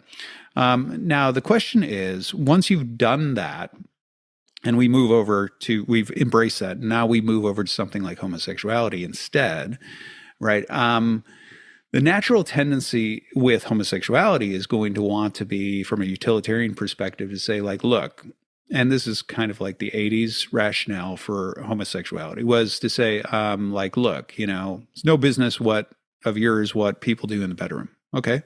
And so in this sense, like if two guys want to go off and they want to have sex, and, what is that to you? Right. Now, the thing is, a lot of the social conversations that have emerged since then actually are relevant from a utilitarian perspective. So if you start to say things like, disordered sexual acts, the more they are sort of ushered into the public sphere, they end up having a compounding effect where what begins to happen is you have the more disordered sexual acts, and here, of course, the question is what disordered sexual acts would mean within a utilitarian perspective, because you don't have an objectivist, providentialist perspective. But let's just pretend, let's just say, sexual acts that are not conducive to family structures, traditional family structures. Once you begin to mainstream sexual activities that are not conducive to traditional family structures, then what begins to happen is you start to have the breakdown of a family. And with the breakdown of the family, what you begin to have is you have the breakdown of social fabric. And so now you have the possibility of kids who don't have proper boundary lines in terms of morality and social behaviors. You don't have the sort of, mother and father influences that create the type of stability and moral upbringing that you want kids to have. And soon what will begin to happen is you begin to have basically patterns of behavior and of thought and of child rearing that end up being destructive to social fabric. Okay. Now, you might not care about any of that. Like if you're a true utilitarian, you might say like, none of that, what I just said has any sort of objective grounding. We're not talking about the providential order of nature. We're not even talking about whether or not something is right and wrong in an ontological sense.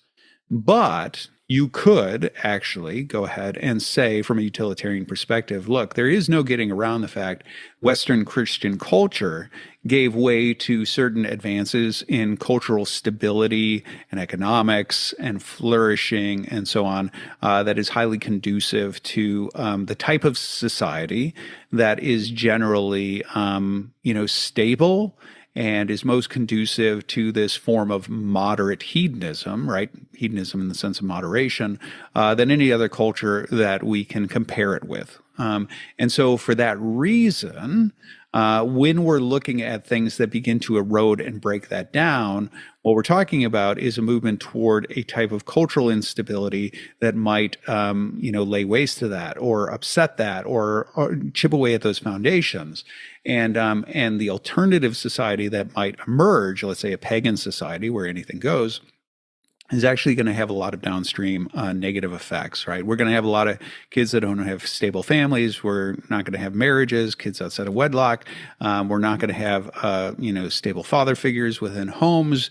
That's going to give rise to crime. That's going to give rise to this, and this. And so you could go through and play this out from a social fabric perspective.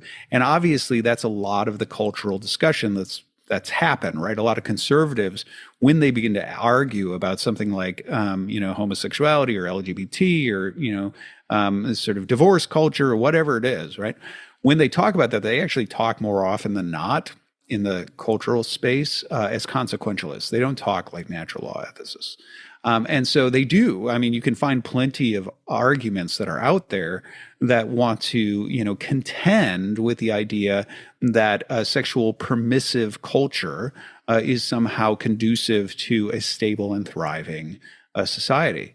And I think all of those things are actually, from a utilitarian perspective, they're all legitimate considerations having to do with the consequences of the act. And so this is where, hypothetically, the more sober utilitarian perspective would be kind of more like the old don't ask, don't tell sort of perspective, because basically what it would be saying is it would be admitting to say, like, look, you're right that when it comes to cultural stability, we do want cultures that are largely oriented towards stable families. What we want is we want a mother, a father, and children. We want stable income.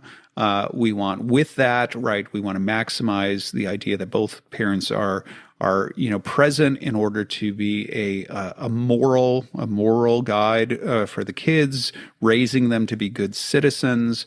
Utilitarian, we want religion, right? We want them to actually, whether it's true or not, right? It's conducive to certain types of behavior. The utilitarians actually always recognize this. They're like, yeah, you do at least want people to be duped into believing Santa Claus exists, right? That sort of thing, right? So you do want to advocate religion. And so that's conducive to a certain, mode of activity that's also stable. That's how you get like good workers. That's how you get honest people. That's how you get the sort of neighbors that you want and things like that. And so from a utilitarian perspective, you could actually say, like, look, what you do want is you really do want a society that is most conducive to these sort of Christian, Protestant work ethic, sort of culture. Now, the thing is, because there's nothing objectively right or wrong about that, there's just sort of a utility to it. Secretly, yeah, I can go have a bunch of like homosexual lovers, right? Secretly, I can go off to sex clubs. Secretly, I can do certain things, and I should just be careful.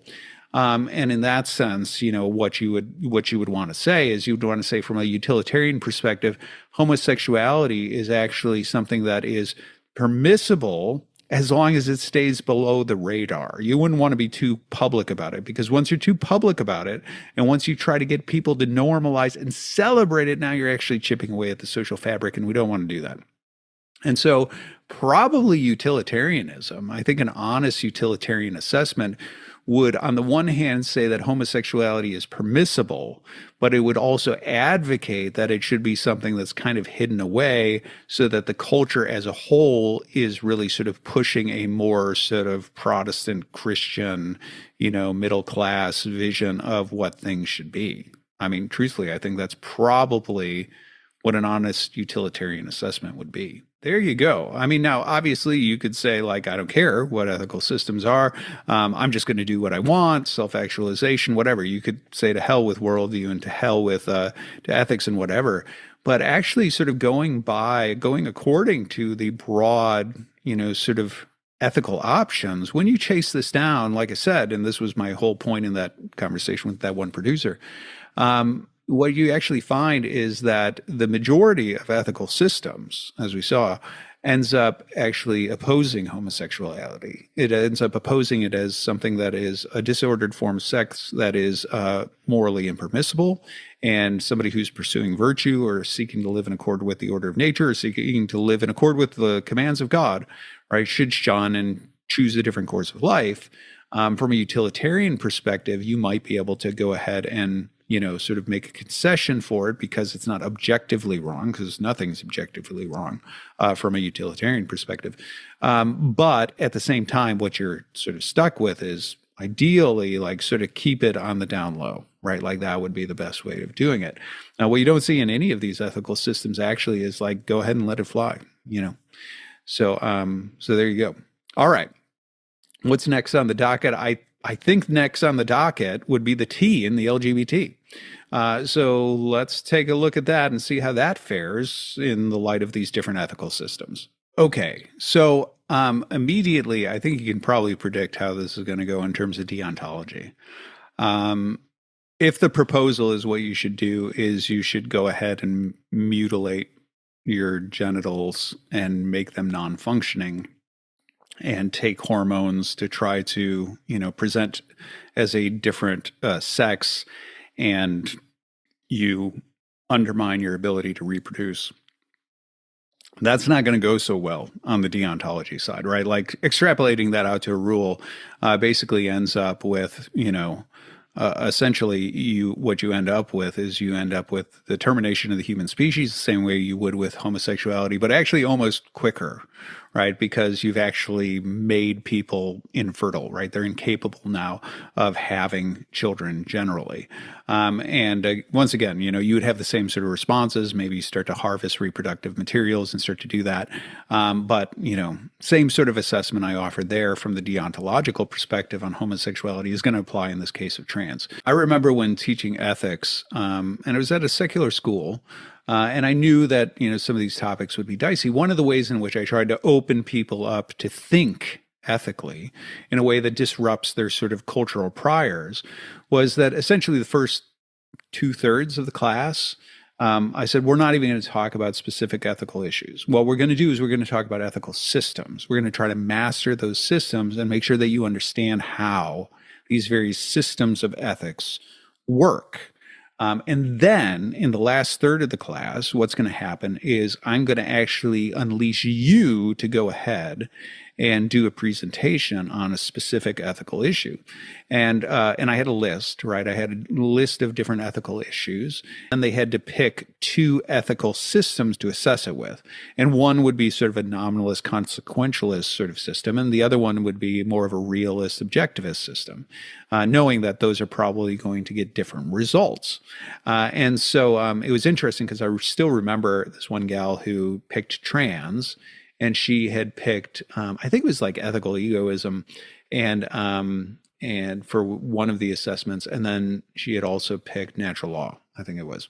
And so she went through and she offered her ethical egoism assessment, and very quickly was like, oh yeah, like totally go and be you. And I was unconvinced that this was a properly nuanced application of Ayn Rand's system, but nonetheless, she was saying like, oh, clearly, it would be the sort of thing that you definitely do, right? And then she got to natural law, and she's like, now this one I struggled with, right? Like, I couldn't really figure out how to assess it from here.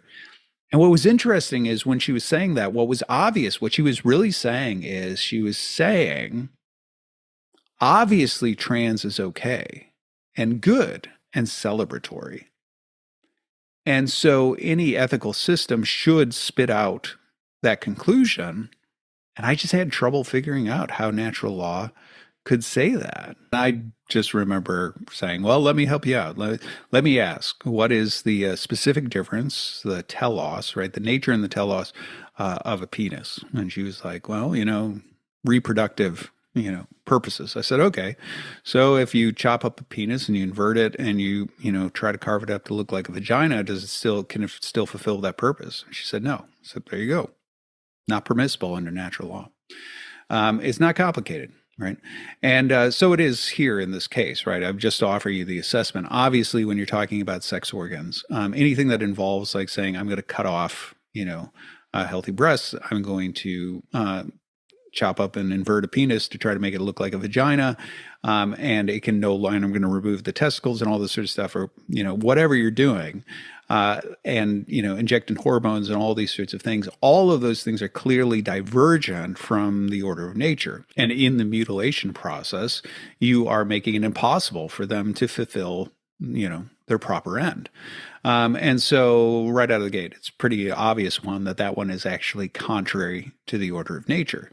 And so immediately that one is off the table. Now, what about divine command? Now, again, you could say like divine command is a little tougher because you're talking about a certain activity that is so new on the one hand, right? It's not totally new, but new in the sense of the type of technological advancements that go into that. But I think it would be pretty easy from a divine command perspective to say, look, there's a prohibition on cross-dressing, like just cross-dressing itself is prohibited in terms of the Old Testament commands.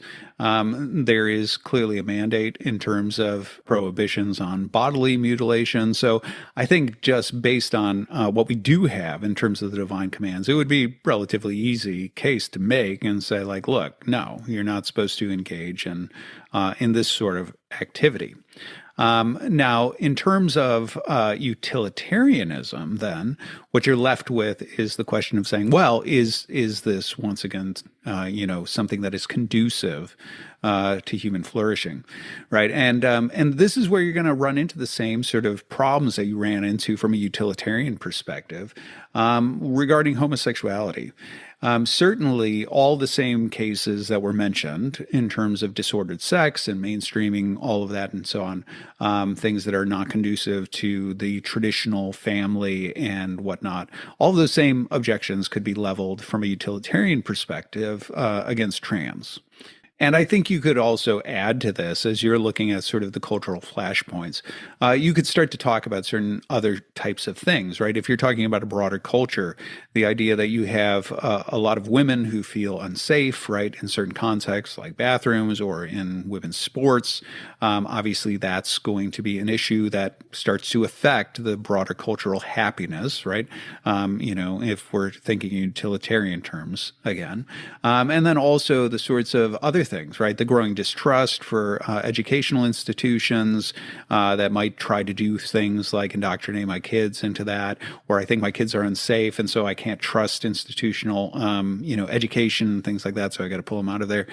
All of these things you could point to the type of cultural rifts that begin to emerge and say, like, from the strictly utilitarian perspective, right? You could say like, look, if you wanted to do that and you wanted to do that privately, you want to go ahead and do that. You want to cross-dress, you want to engage in, certain types of sex acts related to presenting as the opposite sex. You even want to mutilate yourself in certain ways or whatever. You can do that, but it would then sort of also be in the direction of the don't ask, don't tell type thing, even though that gets harder with trans, right? Like if you're really going to undergo sort of a complete quote unquote transition, right? Where you're taking hormones, you're a woman who's starting to grow a beard and you're chopping off your breasts and things like that.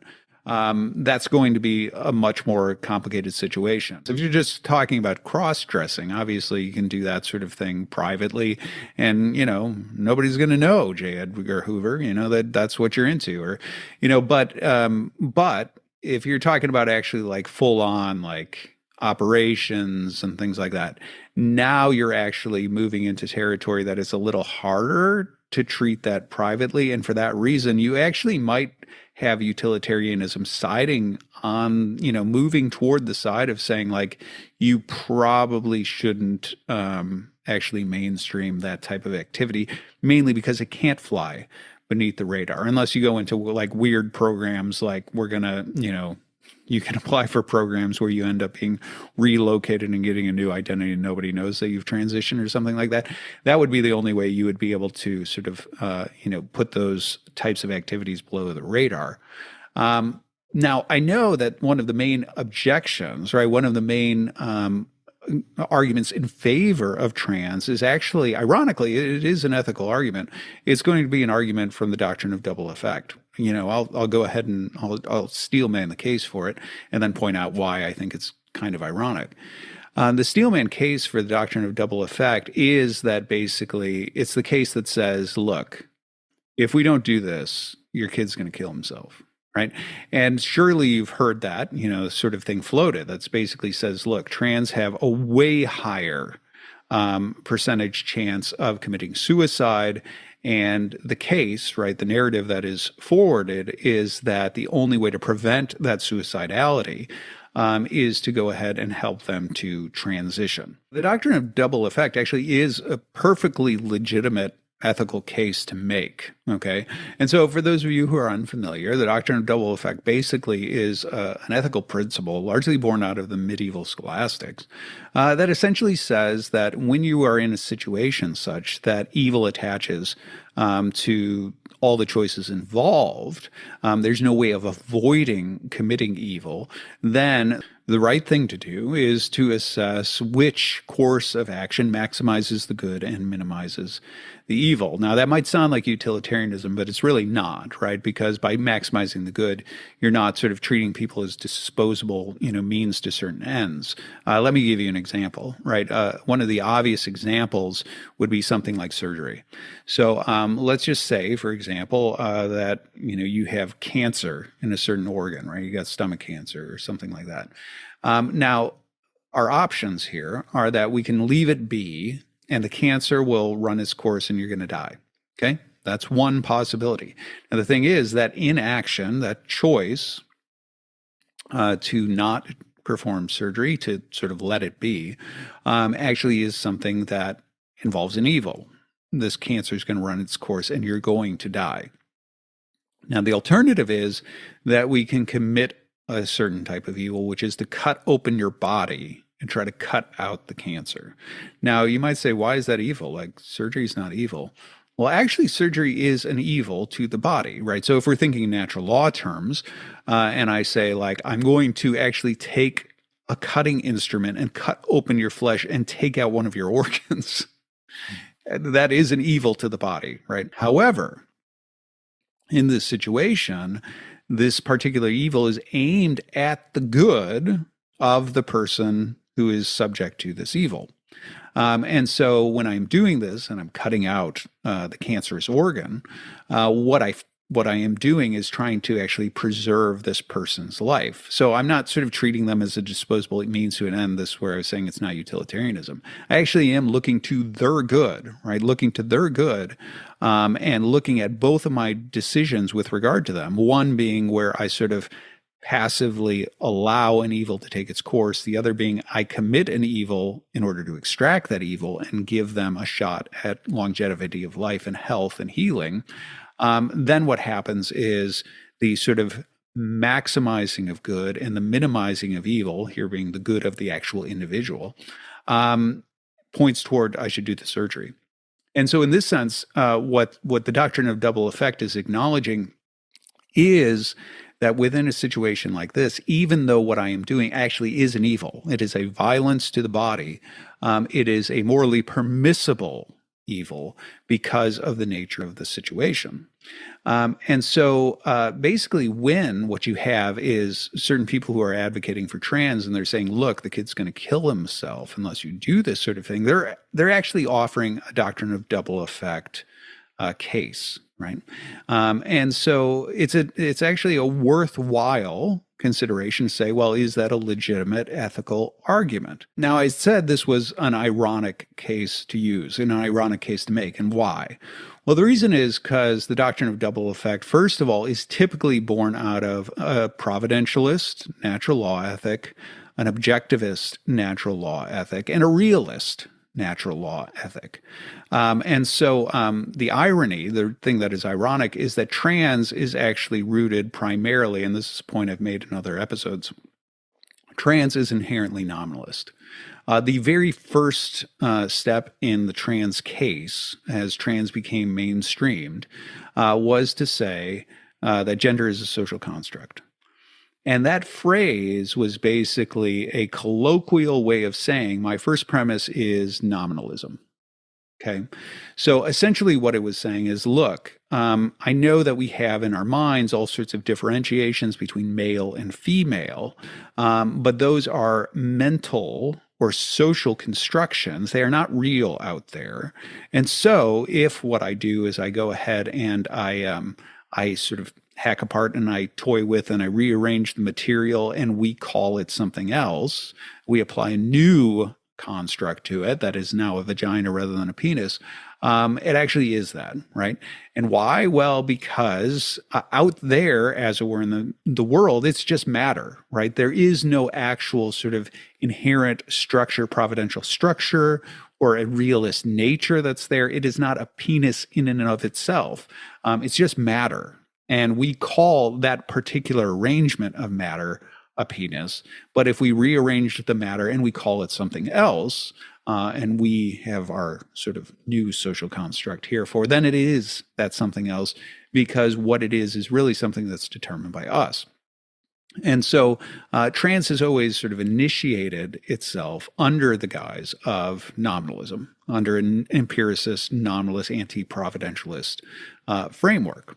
And so that's one of the reasons why I say it's ironic, because the case has to move into the realm of a providentialist and a realist case, and draw on that sort of aspect of those ethics, the doctrine of double effect. Okay, so at least having acknowledged, right, that there is a certain doctrine of double effect case to be made, let's go back and reopen the case, as it were, from the providentialist, subjectivist, natural law case, because natural law ethicists do tend to understand and advocate for the doctrine of double effect. So we have a counter that's being offered here. Okay, yes, trans is a violation of the order of nature, but this is a specific circumstance such that even though it might be morally impermissible, just considered in and of itself, the circumstance is such that it's more like surgery of any other kind, where the idea is that it is for the life-sustaining purpose of preventing them from committing suicide, the person who is trans-identifying. Now, what you're going to have here in this sort of reassessment, if we were to rethink the topic from this perspective, first of all, what's going to happen is you're not going to end up advocating that trans is possible, right? From a realist perspective, there is no such thing as changing genders or changing sex. First of all, from a realist perspective, gender and sex are not actually differentiated as strongly as they would be in trans. You would reject right out of the gate the idea that gender is a social construct. That would not actually be the case, because the presumption would be that masculinity, femininity are natural extensions of sex, and these are real things. So from a realist perspective, you're going to say, look, you can hack apart a penis and reshape it, but it's still a penis, right? And so the whole notion of what's being done, transitioning from one to the other, isn't possible under the realist system. Well, what's really being argued here in a doctrine of double effect case is that the transition isn't real. That's true, okay, granted, but the circumstances are such that it is morally mandated, that the upright thing to do is to go ahead and transition, because the alternative is suicide. Now, I think the real challenge here is going to be the natural question of whether or not that's actually, in fact, true, right? And this is where one of the things that has been pointed out is that this ethical case is normally based on very limited data.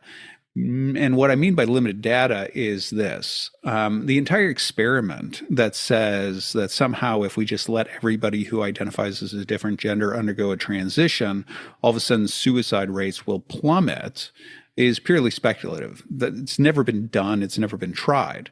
And so right there, the entire premise that says if we do this, we will be saving their life.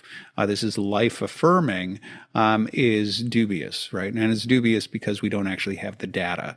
And the other thing that we're finding, if you look at the data, one of the things that you'll find is, first of all, the suicide rates remain basically essentially even, that the transition, right, the idea that somehow somebody who has become gender confused and begins to be trans identifying and desires to do this and undergoes this transition, that somehow they stabilize and they are now happy and the suicide rates plummet. So far, the data that we have doesn't actually bear that out. And so the main premise of the case ends up being dubious. The other challenge that you end up having is that the number of folks who undergo the transition and then find themselves regretting it is actually astronomical. I remember talking with somebody who actually was from a very well-known university that had the most current data that hadn't been yet released, and it was something like 86% of transitioners actually regret the transition at some point. Now, the problem is, even there, now what you're talking about is you're talking about a different mode of suicidality.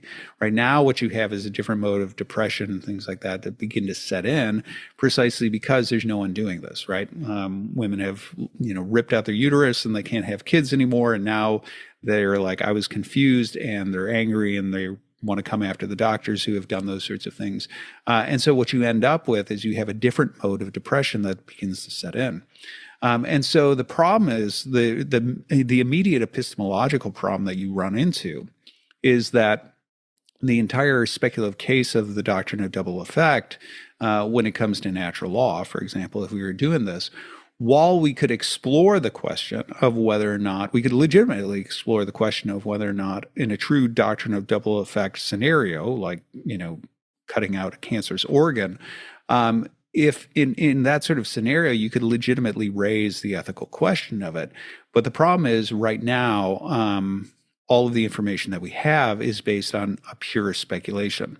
It's a pure speculation that says the high suicidality rate is not due to mental illness. It's due to just the fact that there is a gender dysphoria. And if we can get the body to match what the mind thinks, then all of a sudden, that suicidality will go away. And then you have the additional problem that when you have a social contagion, like what we currently have, where you have a lot of young people who are gender confused, and they end up identifying in that way, and they undergo the surgeries, and then they have regret, which, like I said, is actually a higher percentage than those who end up saying, like, yeah, this was the right choice.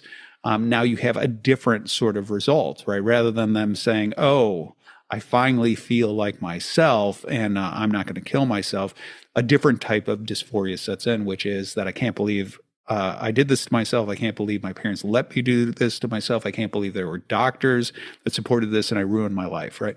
And so rather than being an antidote to a mental illness that carries with it a high propensity for suicidality, I'll come back to the mental illness part in a moment, but rather than being an antidote that lowers the suicidality rates, right, the suicide rates, this ends up, it actually doesn't seem to have a notable effect on the suicide rates. And in addition to it, it carries a different type of despair that might set in, namely that the clear majority of the people who undergo this are going to ultimately regret it.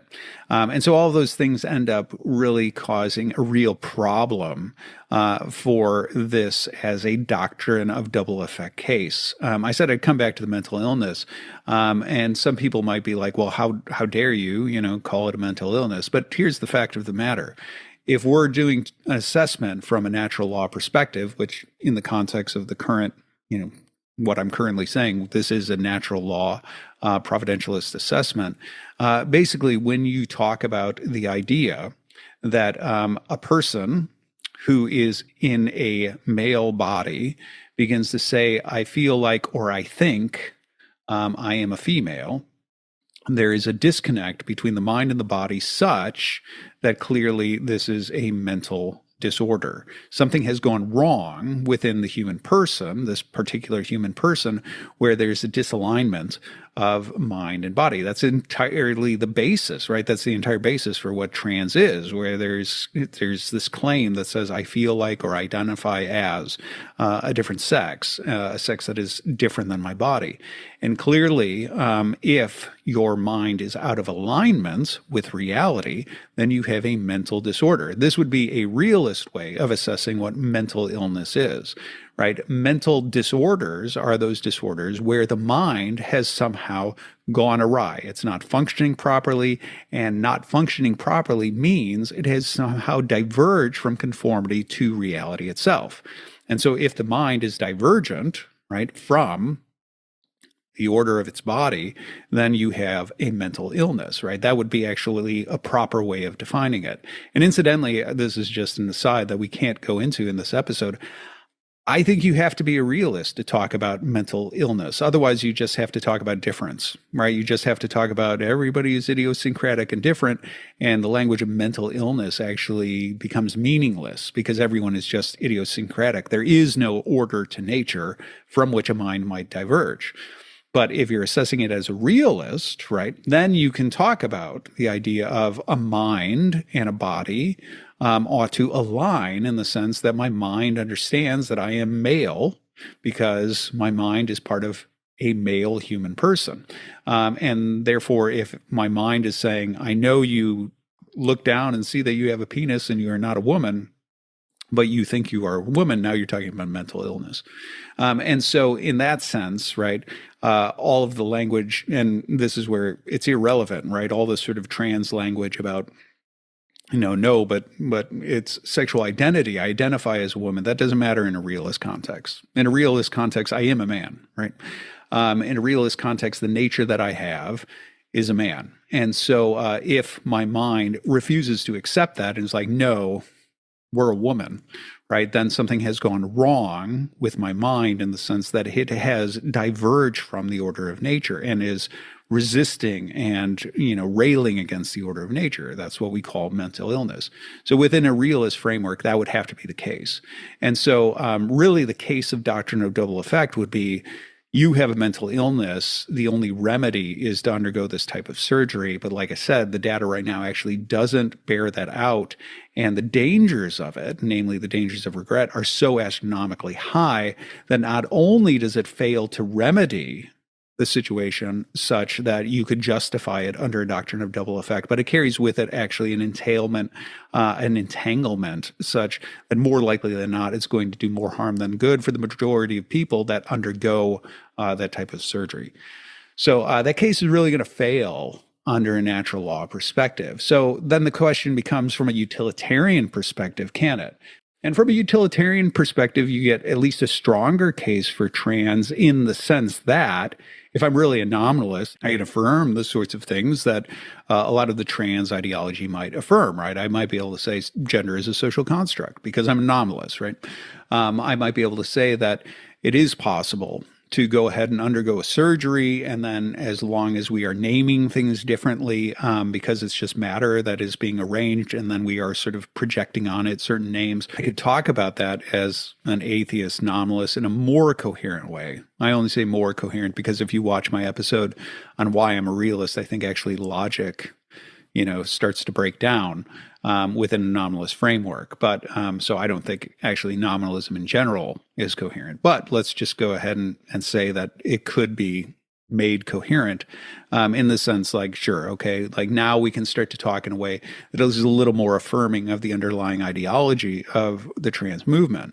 And in this sense, what I could start to do is I could start to talk about, it wouldn't be the doctrine of double effect as traditionally conceived by natural law ethicists, but I could begin to talk about certain entanglements. And from a utilitarian perspective, now I can begin to say, the same sort of case that we just talked about, which is to say, like, this person is miserable And if they kill themselves, right, that misery is going to ripple through the family and then from the family to the broader society.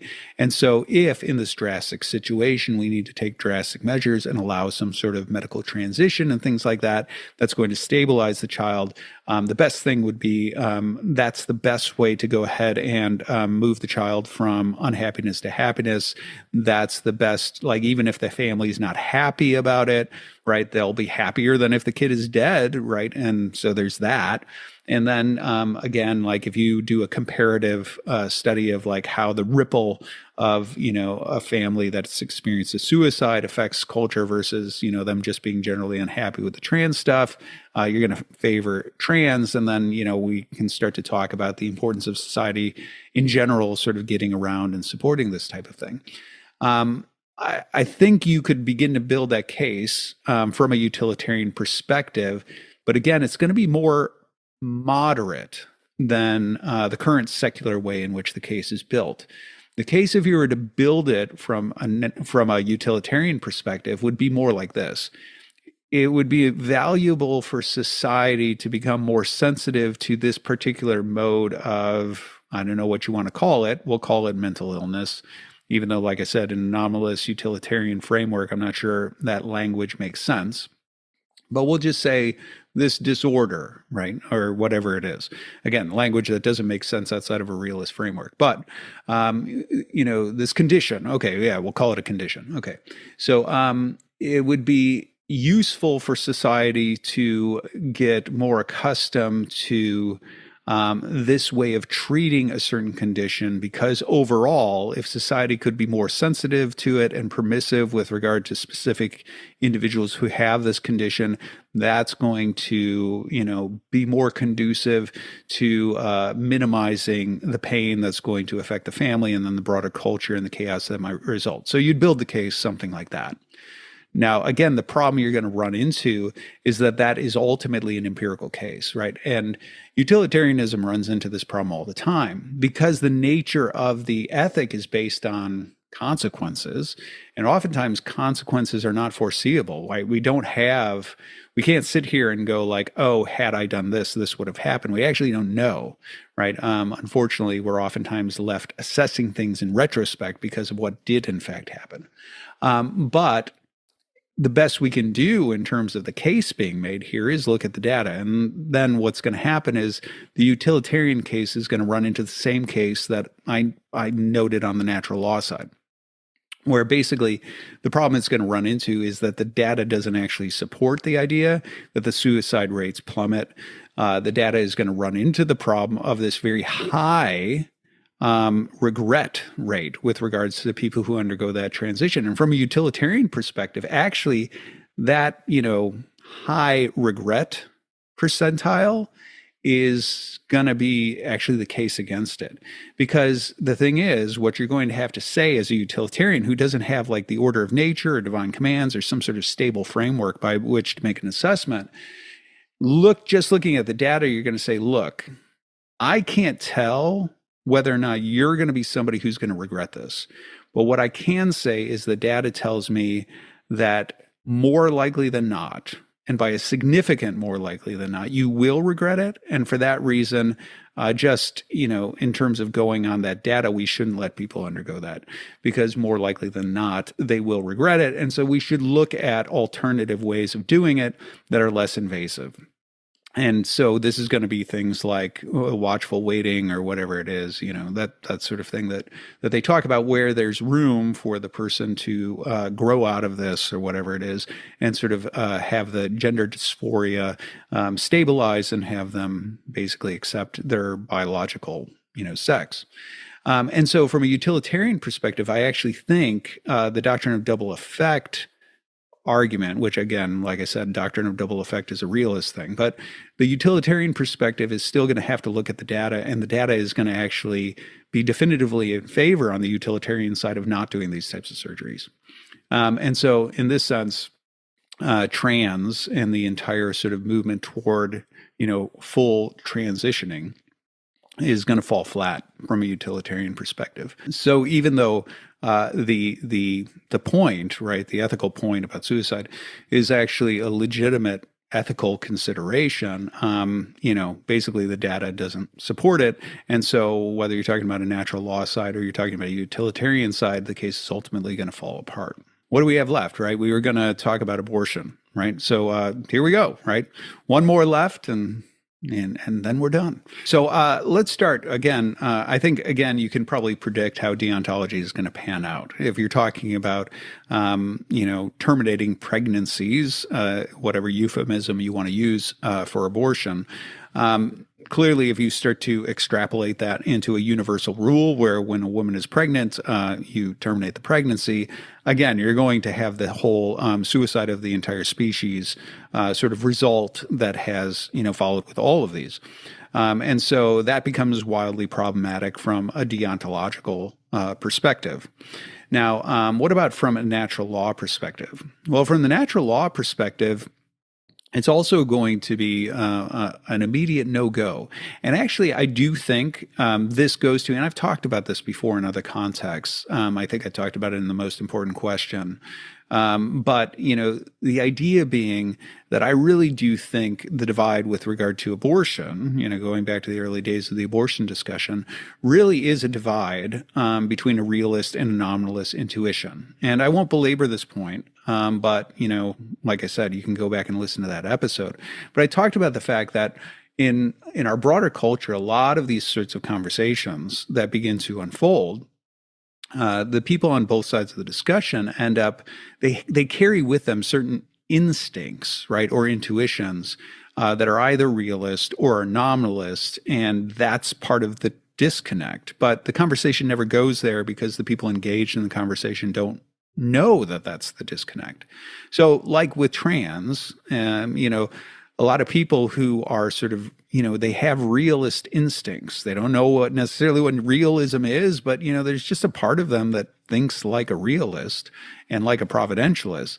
And so when they hear, gender is a social construct, and they hear that, if I hack apart my penis and I reshape it to look like a vagina, it's a vagina. They sit there and they go, that doesn't sound right to me. Like, I think a penis is a penis and a vagina is a vagina. And even if I cut apart and mutilate a penis, isn't it just a mutilated penis? Right? Like, that's their instinct. And that's a realist instinct. And what they're up against with trans is because as I said, the first premise is well, gender is a social construct. What they're up against is they're sitting there going, I don't know what that means, right? But what it means is nominalism, right? What it means is a penis isn't a penis. It's a social construct that we call it. It's just a sort of lump of matter. We have constructed the term, right, that we identify that as a penis. But if we end up going ahead and we cut it apart and we reshape it and we identify, we allow the person to identify as a different gender, and we start to call it a vagina, then it's a vagina, right? And so that's an inherently sort of nominalist framework. And I think the same sort of disconnect is there. It's there beneath, I think, most social divides, but it's definitely there within the abortion discussion. Because what you see that people who are, on the anti-abortion side, they tend to look at it and say, look, it's a human, right? Like, you can call it a fetus. You can talk about it being small. You can talk about pre-birth and post-birth, but none of that changes the underlying fact that you're talking about a human being. And that's a realist instinct, right? The realist wants to say that you and I have a certain type of nature. I am a human, you're a human. And that nature is what sits beneath all of the different mutations and transformations, all the different sort of ebb and flow of coming to be and passing away. And so even, when I'm a baby, I'm still a human. When I'm an old man, I'm a human. When I'm in between, I'm a human. And these are just sort of developmental stages where matter is undergoing various sort of, processes of development, generation, and decay, corruption. But underneath that, there is a consistent nature that gives it structure, which is the human. And all of these other things like size or location or position, color, things like that, these are all just accidental traits, meaning, I go outside and I change color, it doesn't change the fact that I'm human. That's accidental to my humanity. And so, it being small doesn't change that it's a human. It being inside the womb or outside the womb doesn't change whether it's a human, right? And that ends up being the type of instinct that's there within people who are opposed to abortion. Is they're like, look, I'm pretty sure it doesn't matter how small it is. Horton here's a who, right? People are people, no matter how small, right? It doesn't matter how small it is. It's still a human being. It doesn't matter whether it's in the womb or outside of the womb. It's still a human being. And so the instinct is just like, look, this is straightforward. Like one of the least controversial ethical issues is you shouldn't kill people, right? Like, and of course, like we can bring up war and things like that, but those are extraordinary circumstances. Let's at least agree that you shouldn't kill, innocent people. And so like, yeah, it doesn't get more innocent than that. And so that's the anti-abortion instinct that's sitting there and saying like, I think it's just a form of murder, right? Like I think you're just killing a human being. And so that's the realist instinct. Whereas the nominalist instinct wants to say like, well, look, it's all just sort of matter in transition and in motion. And really sort of primarily what matters is a little more like, pleasure and pain, happiness. And since it's not really sort of self-aware yet, like its happiness doesn't really matter. And so if we call it a fetus and we differentiate it from a baby, then it is differentiated because these are just names. And ultimately this whole notion of an underlying nature isn't really there because, nature isn't structured in that way. And so like all this sort of, pro-abortion, instincts are reflective of an empiricist, nominalist, anti-providentialist sort of instinct.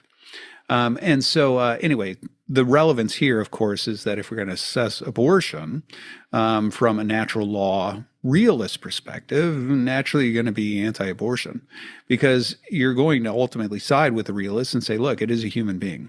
Size, position, situation, location, that stuff doesn't matter. And so killing it is ultimately a form of murder and it's morally impermissible. And so that becomes a sort of an innate natural law type of impulse. And obviously, here, when you say like you can't do it, it's because, right, we talked about the fact that good and evil are grounded ontologically. And so scratching my eye is clearly a violation of its proper formation and function that carries it away from its proper end, which is to see. And clearly when you're talking about the good of a being, right, like killing it, terminating its life is going to be the most obvious and direct act of violating the good of that being. And so in this sense, like even if you wanted to make a doctrine of double effect case for that child not staying with the mother, even though that parent-child relationship is in accord with the order of nature, you might be able to make a doctrine of double effect case that the child moving over to a different family that is able to care for and raise the child could be an extraordinary circumstance that is justified by certain situations, but you're not going to get from the position that there is something problematic about this particular family system or this particular family situation or the certain circumstances into which the child is about to be born, that therefore killing the child is actually the appropriate and upright thing to do. Okay, so from a deontological perspective, abortion is going to be morally impermissible. From a natural law perspective, it's going to be morally impermissible. What about divine command? Now, on the one hand, if you were a divine command theorist who was like, look, natural law and divine command, it becomes an easier case to argue against abortion because you would just make the same sort of natural law case that I made in the second case, and then you'd pair it with prohibitions in terms of, murder, for example, within divine revelation, and you would have an easier case to make. Whereas if you're a nominalist divine command theorist, you do have a certain dearth within the biblical text in terms of, well, what do we do about this sort of thing? And because, the Bible doesn't talk very frequently about the practice of abortion. What you could do is, of course, you could look at how the Bible was received, historically speaking. Historically speaking, the Christians had always been opposed to abortion. But really what you're talking about is you're going to have to make the case that it is murder, and therefore say that it is prohibited under, divine command. You might be able to appeal to something like Paul when he talks about pharmakeia and talks about the prohibition of that. There's a good case to be made that pharmakeia in that context actually refers to abortive drugs. He's not just talking about generic drugs, but specifically abortive drugs. And so you could say, well, based on the New Testament, it looks like Paul is actually specifying like abortion there, and so this is an indication that the commands of the Old Testament prohibiting murder included things like infants, and there for that reason, like abortion would have been morally impermissible. And then you could make a further context case based on church history that Christians were particularly weird, historically speaking, because unlike the pagans who could dispose of unwanted children, I want a boy, I got a girl, I can dispose of the child outside of the walls. The Christians were the ones who would go around and basically pick up those kids and raise them, right, and take care of widows and orphans, this being the sort of thing that was deemed by St. James to be true religion. I suppose you could also add to this certain things like the fact that within Scripture, clearly there's talk about, God knowing the person within the womb, right? That is something that's talked about by the prophets. You could point to things like the fact that the conception of John, right? John is already recognizing and leaping within, his mother's womb at the sound of Mary's voice. And you could say, in this sense, what the biblical revelation is showing you is that, human beings are human beings before they're outside of the womb, right? These people are really there as people who are not to be murdered within the womb. So that would probably be your best sort of biblical case if you were going to try to say, like, from a divine commands theory, divorce from natural law, what do I have to draw on in order to point to there? You're not going to be able to do the full natural law sort of thing, but you could at least appeal to those sorts of instances in the biblical text in order to say this seems to be an indication that the biblical text, divine revelation, is supportive of the notion that infants, right, that preborn babies are still babies, and you ought not to murder them, right? Like you would be able to make that case based on that, I suppose. So then what you're left with is the utilitarian case.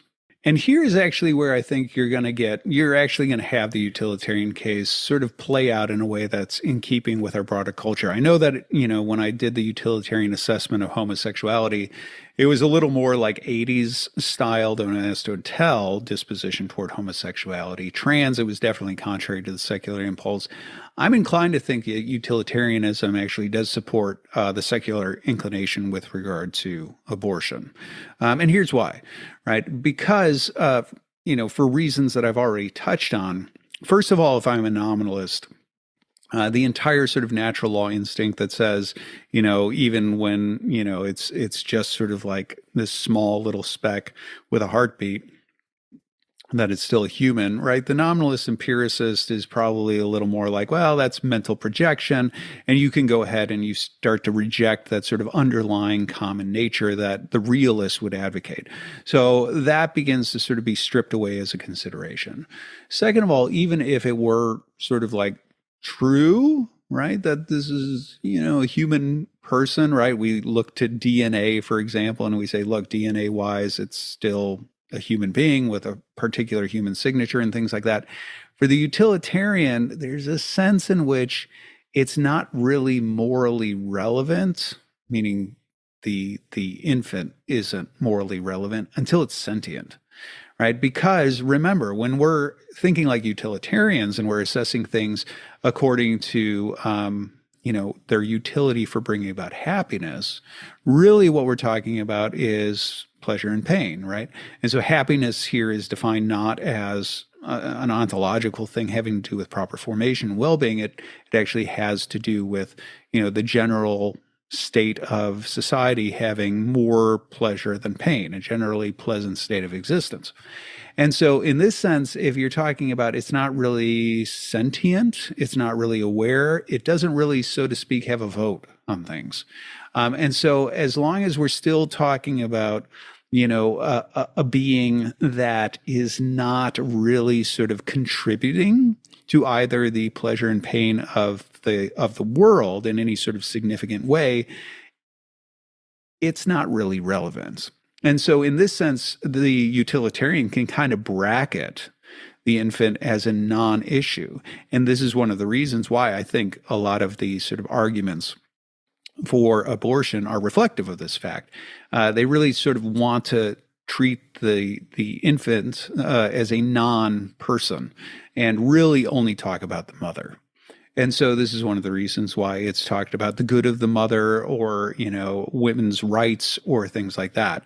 A woman's right to choose her body, right? There's not even a differentiation of her and the infant, because it doesn't matter if genetically they're different, right? The preborn baby is, a different gender. It's a different DNA, right? So it's a different person.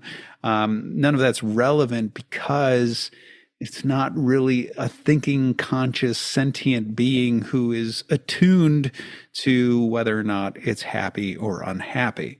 And so we're able to kind of bracket that guy from the conversation and just focus on the woman.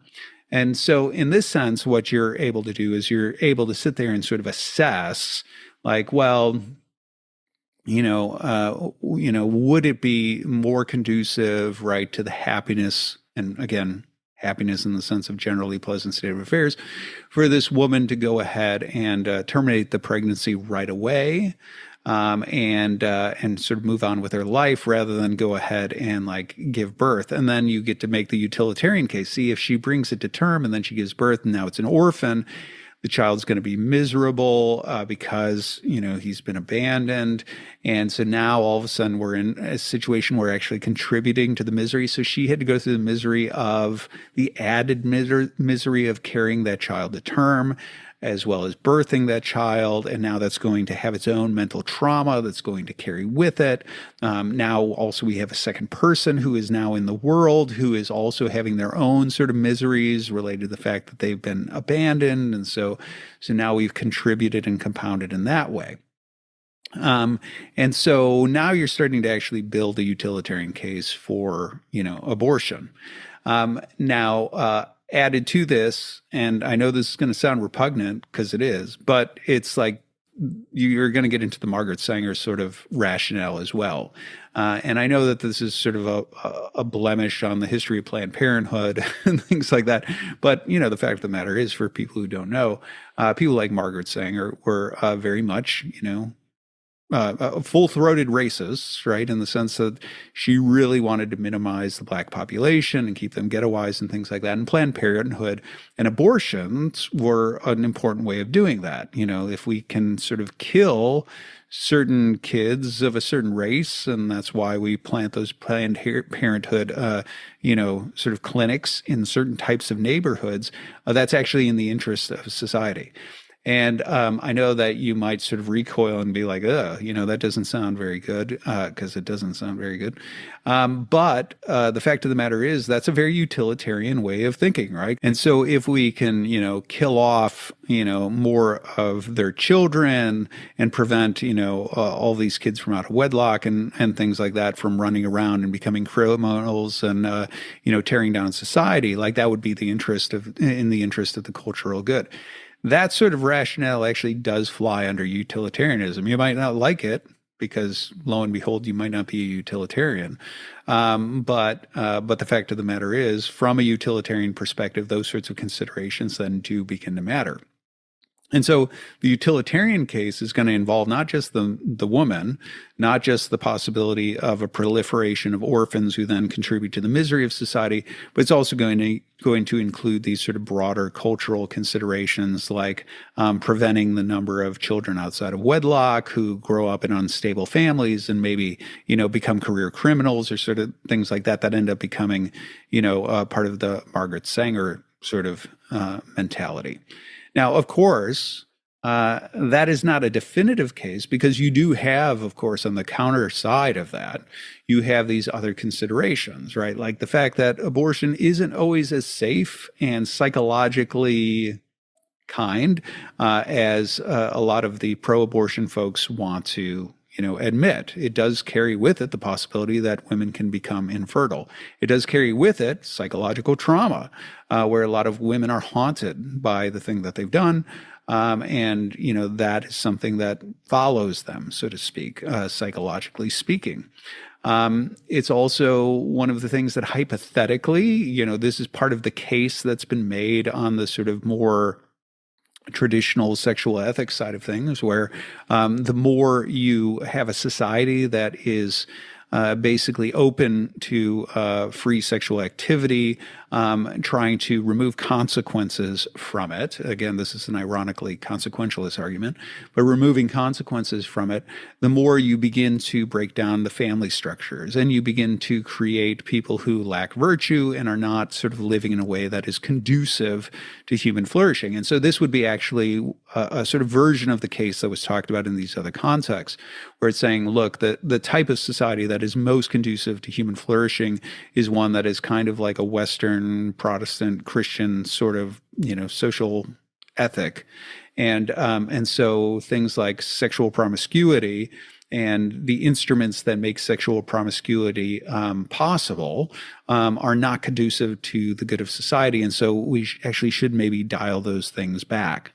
And so I think I don't think from the utilitarian side, either of those is invalid.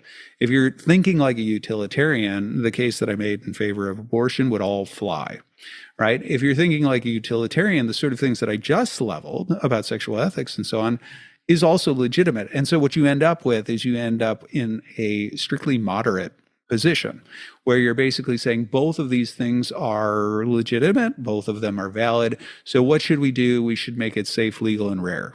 Lo and behold, we're back in the 80s where abortion is the sort of thing that we should say, look, this is not a good thing, has detriments to it, can be psychologically traumatic. It can have physical effects that are bad, and also it's conducive to breaking down family systems and promoting promiscuity. None of that's good for society. But we just got to acknowledge that, sometimes it's just the better road in certain circumstances. So we're not creating an entire wealth of orphans and things like that. So let's make it, let's make it something that women do early. Let's make sure they do it safely. They do it safely, obviously. No abortion is safe for the child, but they do it safely. And let's try to educate and advocate a certain mode of living that makes it rare that a woman would have to resort to this. And so there you go, right? Like that becomes the more moderate position. And I do think that in terms of utilitarianism, that's going to be where that ethic ultimately pushes you, right? It's not going to be toward, abortions for everybody. Abortion on demand is no big deal. It's not going to treat it that way. A proper utilitarian assessment would actually land at a moderate 80s Democrat sort of position. So there you go. So when you look at this, what you begin to see is the exact point that I started with when sharing that story about my conversation with that producer, which is that a lot of these sort of secular orthodoxies with regard to all these sort of social issues like homosexuality, like trans, like abortion, are actually, they are not really rooted in any sort of clear sort of meta-ethic or something like that. And when you scrutinize these positions, right, and you begin to ask, is it true that basically like any free-thinking secular person would side over here, and only some religious fundamentalist zealot who believes in the Bible would, side over here? That's actually not true at all. As you can see, what you begin to find is that the majority of ethical systems are actually going to side against the secular orthodoxies of our culture. And even when you assess where the more permissive sexual ethics land you, it's actually not where our society is, right? The further our society goes down a certain road, the more they diverge even from utilitarianism. Because as you can see, when you consider utilitarianism, a lot of the 80s Democrats' sort of default positions that were more moderate are reflective of sort of just utilitarianism, right? You know, the disposition toward homosexuality, where you can do that privately, but let's keep it, you know, sort of on the down low and advocate for a more sort of a traditional sort of family structure in the broader culture and so on. You know, that's going to be, you know, don't ask, don't tell is going to be kind of the disposition of the utilitarians in terms of homosexuality, in terms of abortion. Like I said, it's going to land at the safe, legal, and rare position, and trans, it's just going to be like, no, that's a bridge too far. This is what I think is really enlightening when you consider this, which is to say that whatever's going on within our culture, it's sort of moved beyond. It's moved, I would say, not just beyond utilitarianism. I think it's moved beyond ethics. And what I mean by that is it's really sort of left behind all traditional anthropologies and ethical systems. It's left behind even more moderate, enlightened, so to speak, right? Modernist, Enlightenment, utilitarian positions. And it's moved into a different form of self-actualization that tries to cast all of that off. And if you wanted to see, you know, what I think the root of that is, I'd recommend you go and watch the episode, The Ideology of Hell. And that's where I think you'll really get a clue into what I think is really going on in terms of the direction of the current culture. So with that, I'm going to end. So as always, thank you for tuning in. I'm Nathan Jacobs, and this is the Nathan Jacobs Podcast. Hey, everybody. Thanks for watching. Thanks for listening. If you haven't subscribed, please do so. Go ahead and hit that bell if there is a bell, and leave a comment. I hear that's great for the algorithm. And also like it and tell your friends. I really appreciate your support. And until next time.